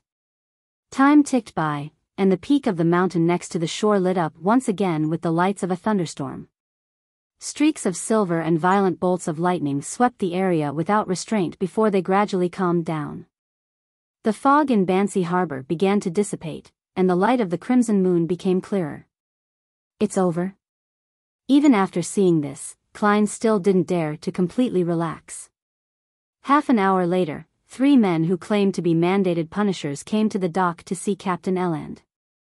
After Gehrman Sparrow confirmed it with a divination and a round of questioning, Eland allowed the sailors to lower the gangway. The 3 mandated punishers motioned for the surrounding crew to leave, then they lowered their voices and informed the captain of the situation. Klein didn't move closer to listen, but instead he waited patiently for the matter to end. A few minutes later, Eland returned Bishop Millet's remaining characteristic to the mandated punishers and watched them leave the white agate to deal with the rest of the mess. Phew. Eland exhaled and came to Klein's and Danitz's side. He casually said with a tinge of lingering fear, the matter has been resolved. There aren't any problems. Has it really been solved? Klein suddenly thought of Pavo Court and Melanie behind the telegraph office door. He recalled Fox, the owner of the Green Lemon restaurant, and the many lodgers who had watched them silently. Eland continued, to be specific, Jace discovered the revival of ancient customs, cannibalism and live sacrifice, confirming that a small number of people in Bansy Harbor had become heretics.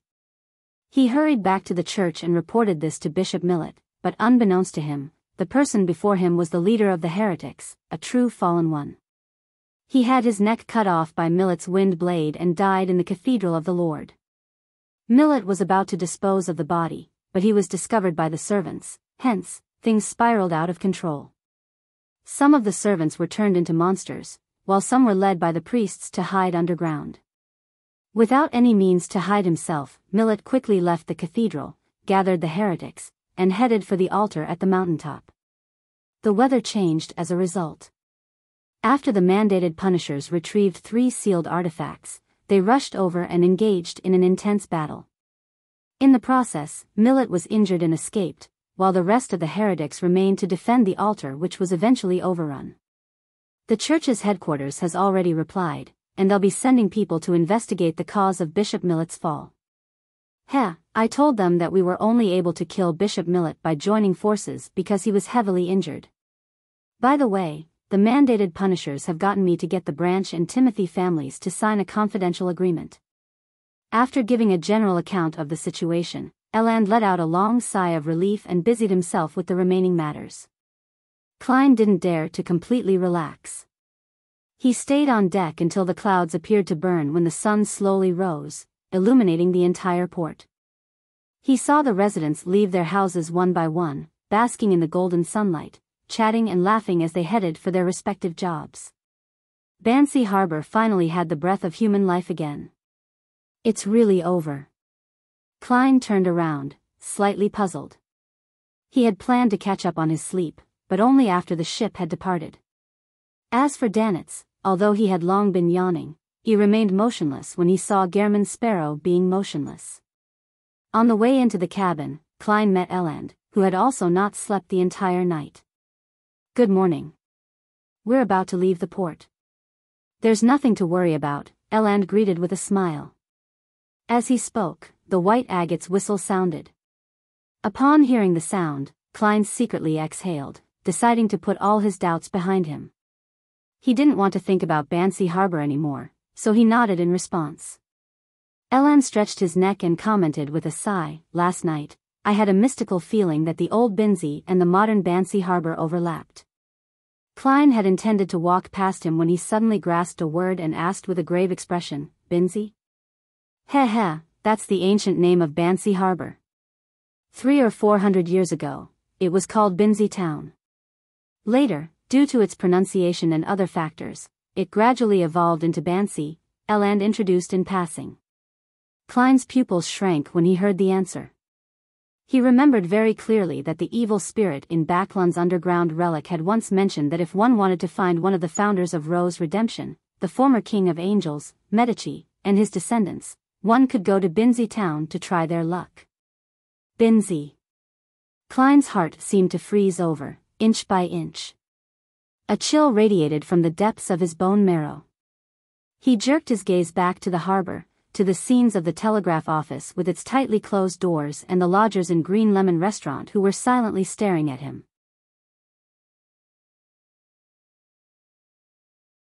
Chapter 5:13, Intimidation. If I had probed deeper, then there might be a high probability that I would have attracted the Rose Redemption or even a hidden red angel. There were several times where I danced at the edge of a cliff. Luckily, I managed to restrain my impulse and curiosity about the weird situation at Green Lemon restaurant and the telegraph office. Klein retracted his gaze, finding the sun brooch inadequate in keeping his back from oozing with a layer of cold sweat.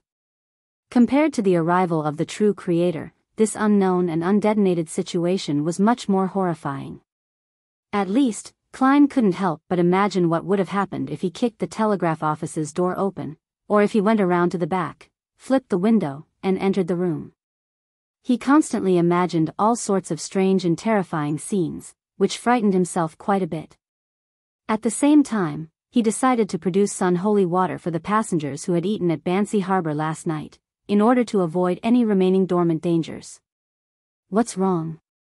Eland sensed Gehrman Sparrow's abnormality. I just remembered something.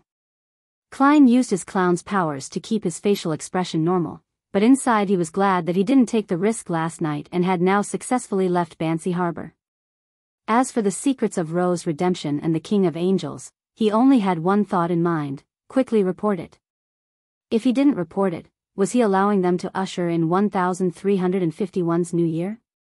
If he chose to hide the truth and wait until he had a sufficiently high sequence or enough strength to explore and reap the corresponding benefits, then Klein felt that he would feel very guilty and end up carrying a heavy burden if something happened during that time, causing the danger to be triggered prematurely, or if the remnant heretics would cause the death of one innocent passenger after another.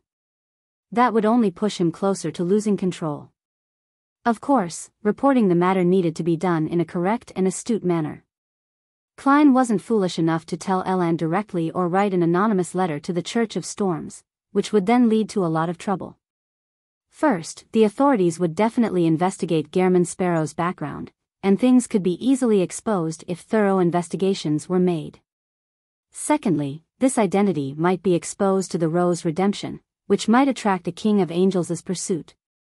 What Klein intended to do was to use the world to mention the anomaly in Bansy Harbor when the tarot gathering was held in 2 days.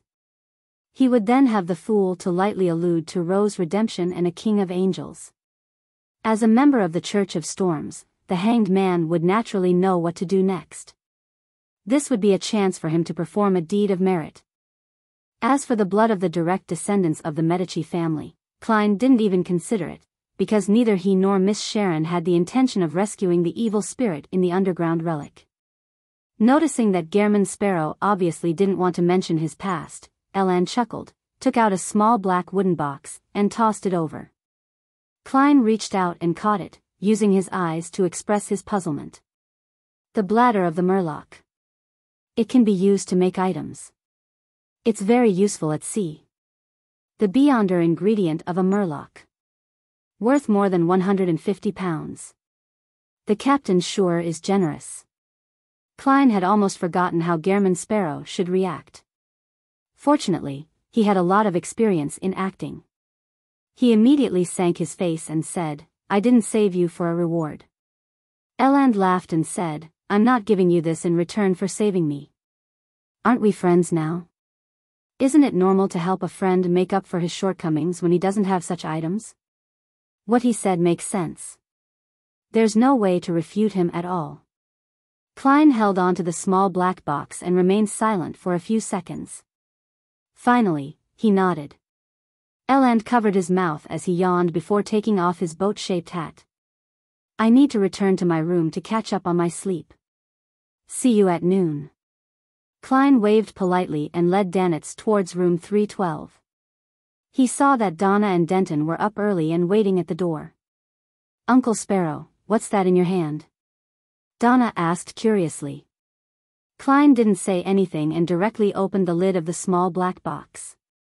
The interior was lined with a layer of black velvet, and sitting in the middle was a round, gem-like, transparent object. It had a blue, aqueous luster that swirled outwards.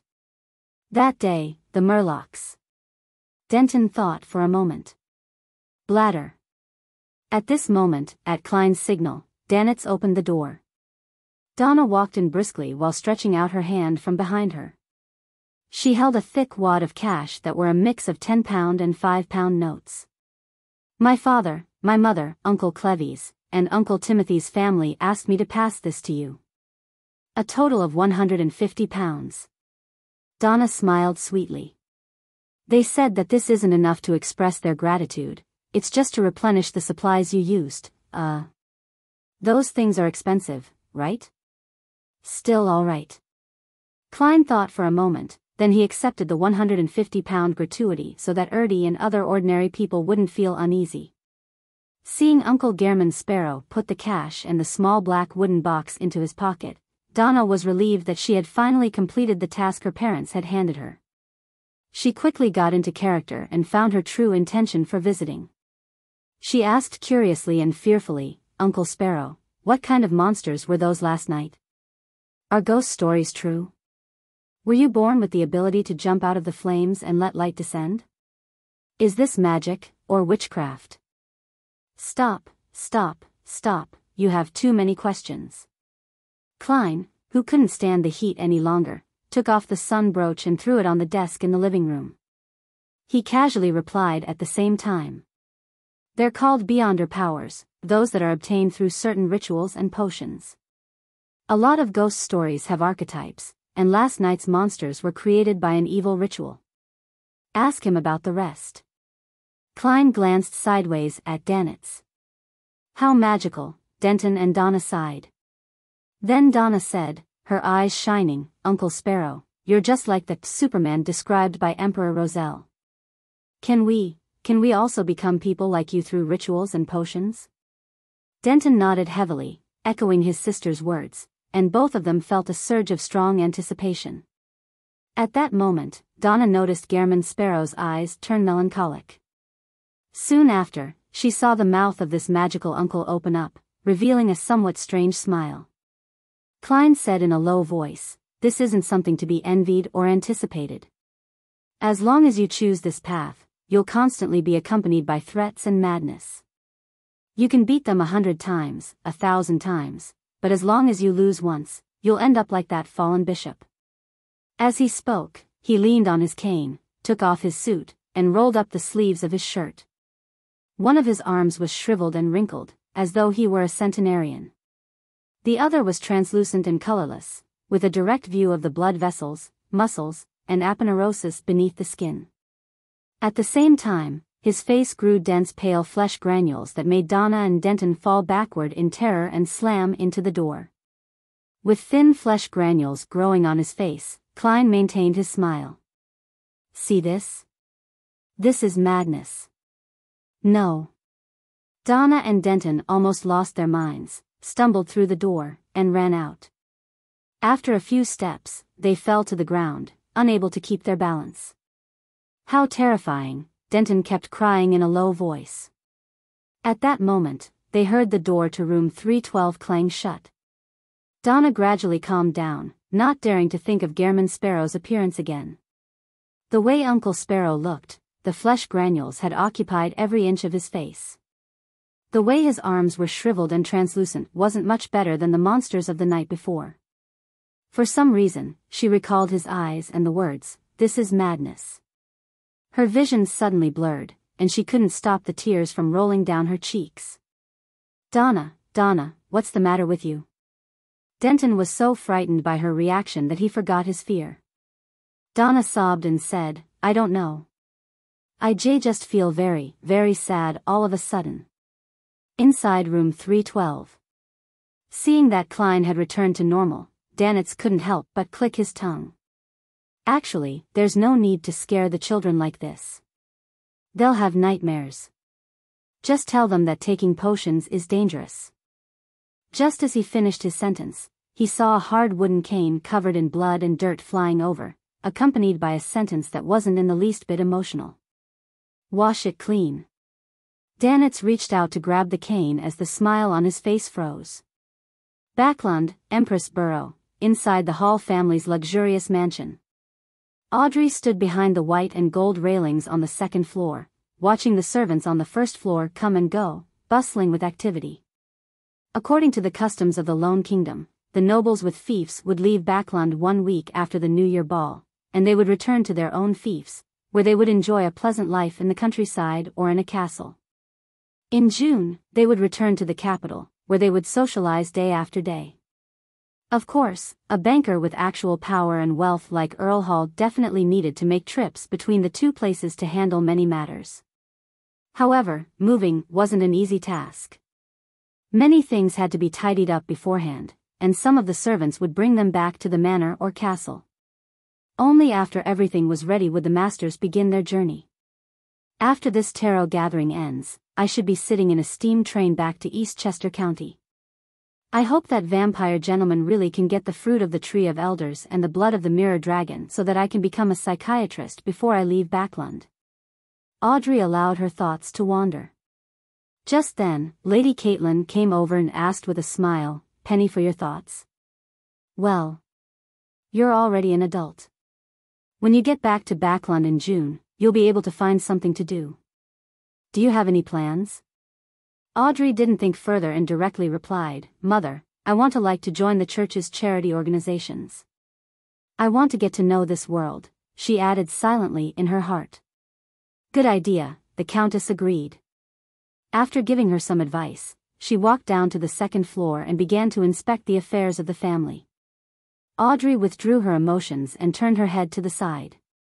With a faint smile, she said to the large golden retriever that was sitting to her side, "Susie, are you looking forward to it?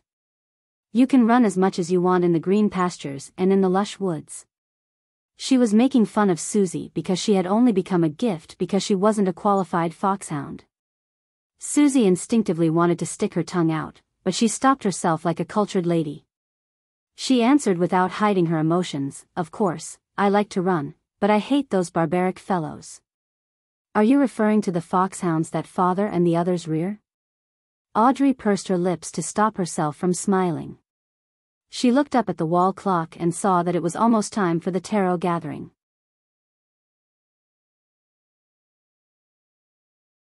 Chapter 514, Legends of Ancient Gods. Above the endless gray fog, the majestic palace stood still.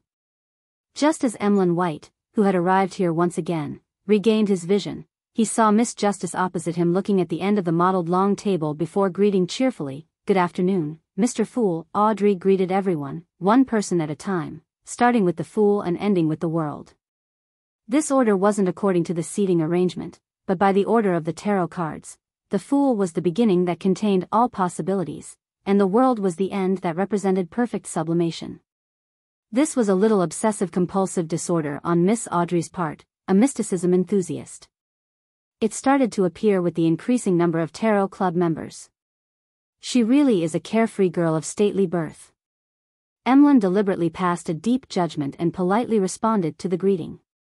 During this process, he caught sight of the sun through the corner of his eye. He couldn't help but think of the recent days when he had been studying the detailed history of the Sanguine at the home of Baron Waymandy. There are a lot of details that I don't know about. There are indeed differences between professional researchers and amateur enthusiasts, but from this week onwards, I, Emlyn White, would be a professional researcher.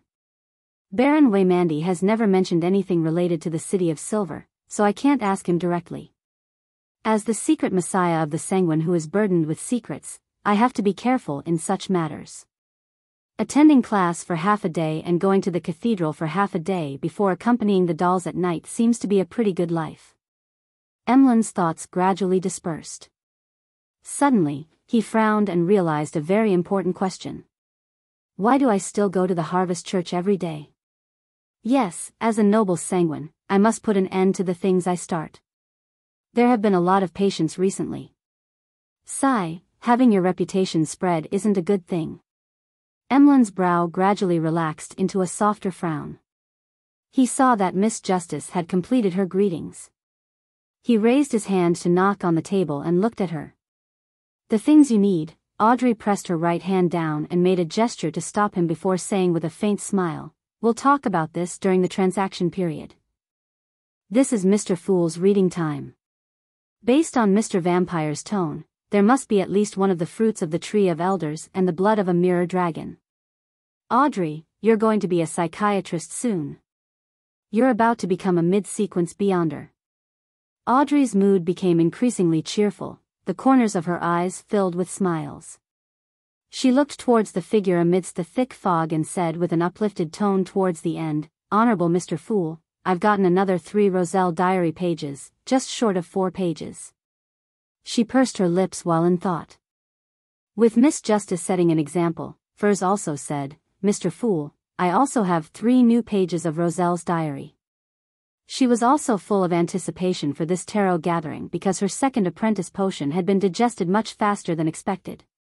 The dormant dangers had already been completely eliminated the day before yesterday. Derek followed immediately, "Honorable Mr. Fool, I've copied some legends of ancient gods."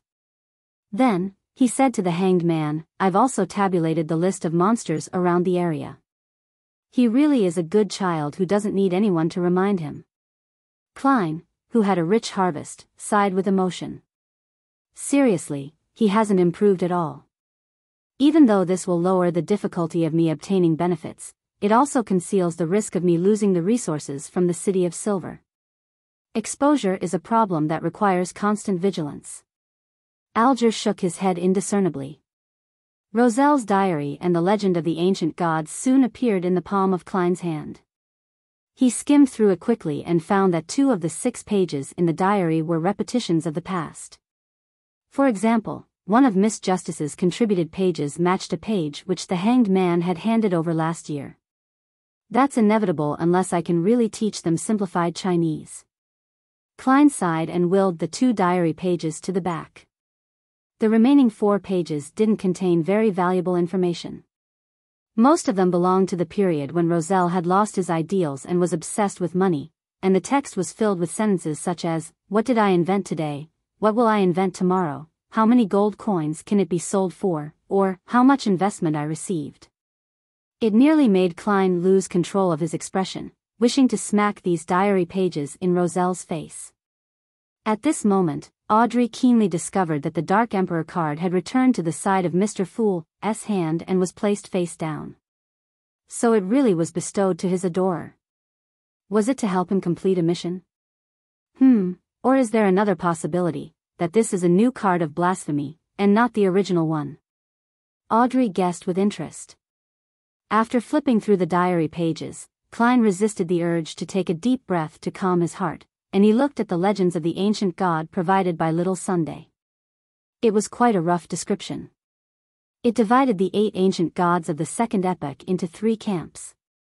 The giant king, Ormur, the elf king, Seniathrim, and the vampire ancestor, Lilith, were allies who fought against the dragon of imagination, Ankwelt, the phoenix ancestor, Gregrace, and the mutated king, Kvaster. As for the devil monarch, Farbody, and the annihilation demonic wolf, Flegria, they were the ones who wanted to subvert all order and corrupt all living beings. In the records of the City of Silver, the 8 ancient gods were described as violent, evil, cruel, and terrifying.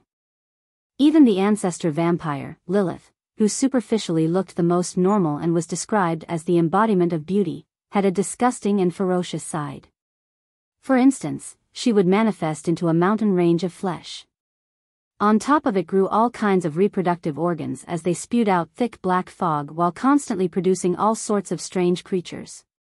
All powerhouses who approached her would be overwhelmed by the desire to mate and reproduce, becoming a walking organ. And all living beings who saw this scene, other than the other ancient gods, would lose their minds without exception or mutate on the spot, while others became crazy. The records of the City of Silver originated from the ancient texts of the Giant King's court. Of course, that was what they claimed.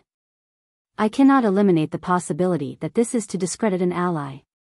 This aspect is rather similar to the loss of control of the primordial moon who the sanguine pray to. Is this one of the traits when one follows the moon pathway to the end? At this thought, Klein almost raised his head to sweep his glance at Emlyn White.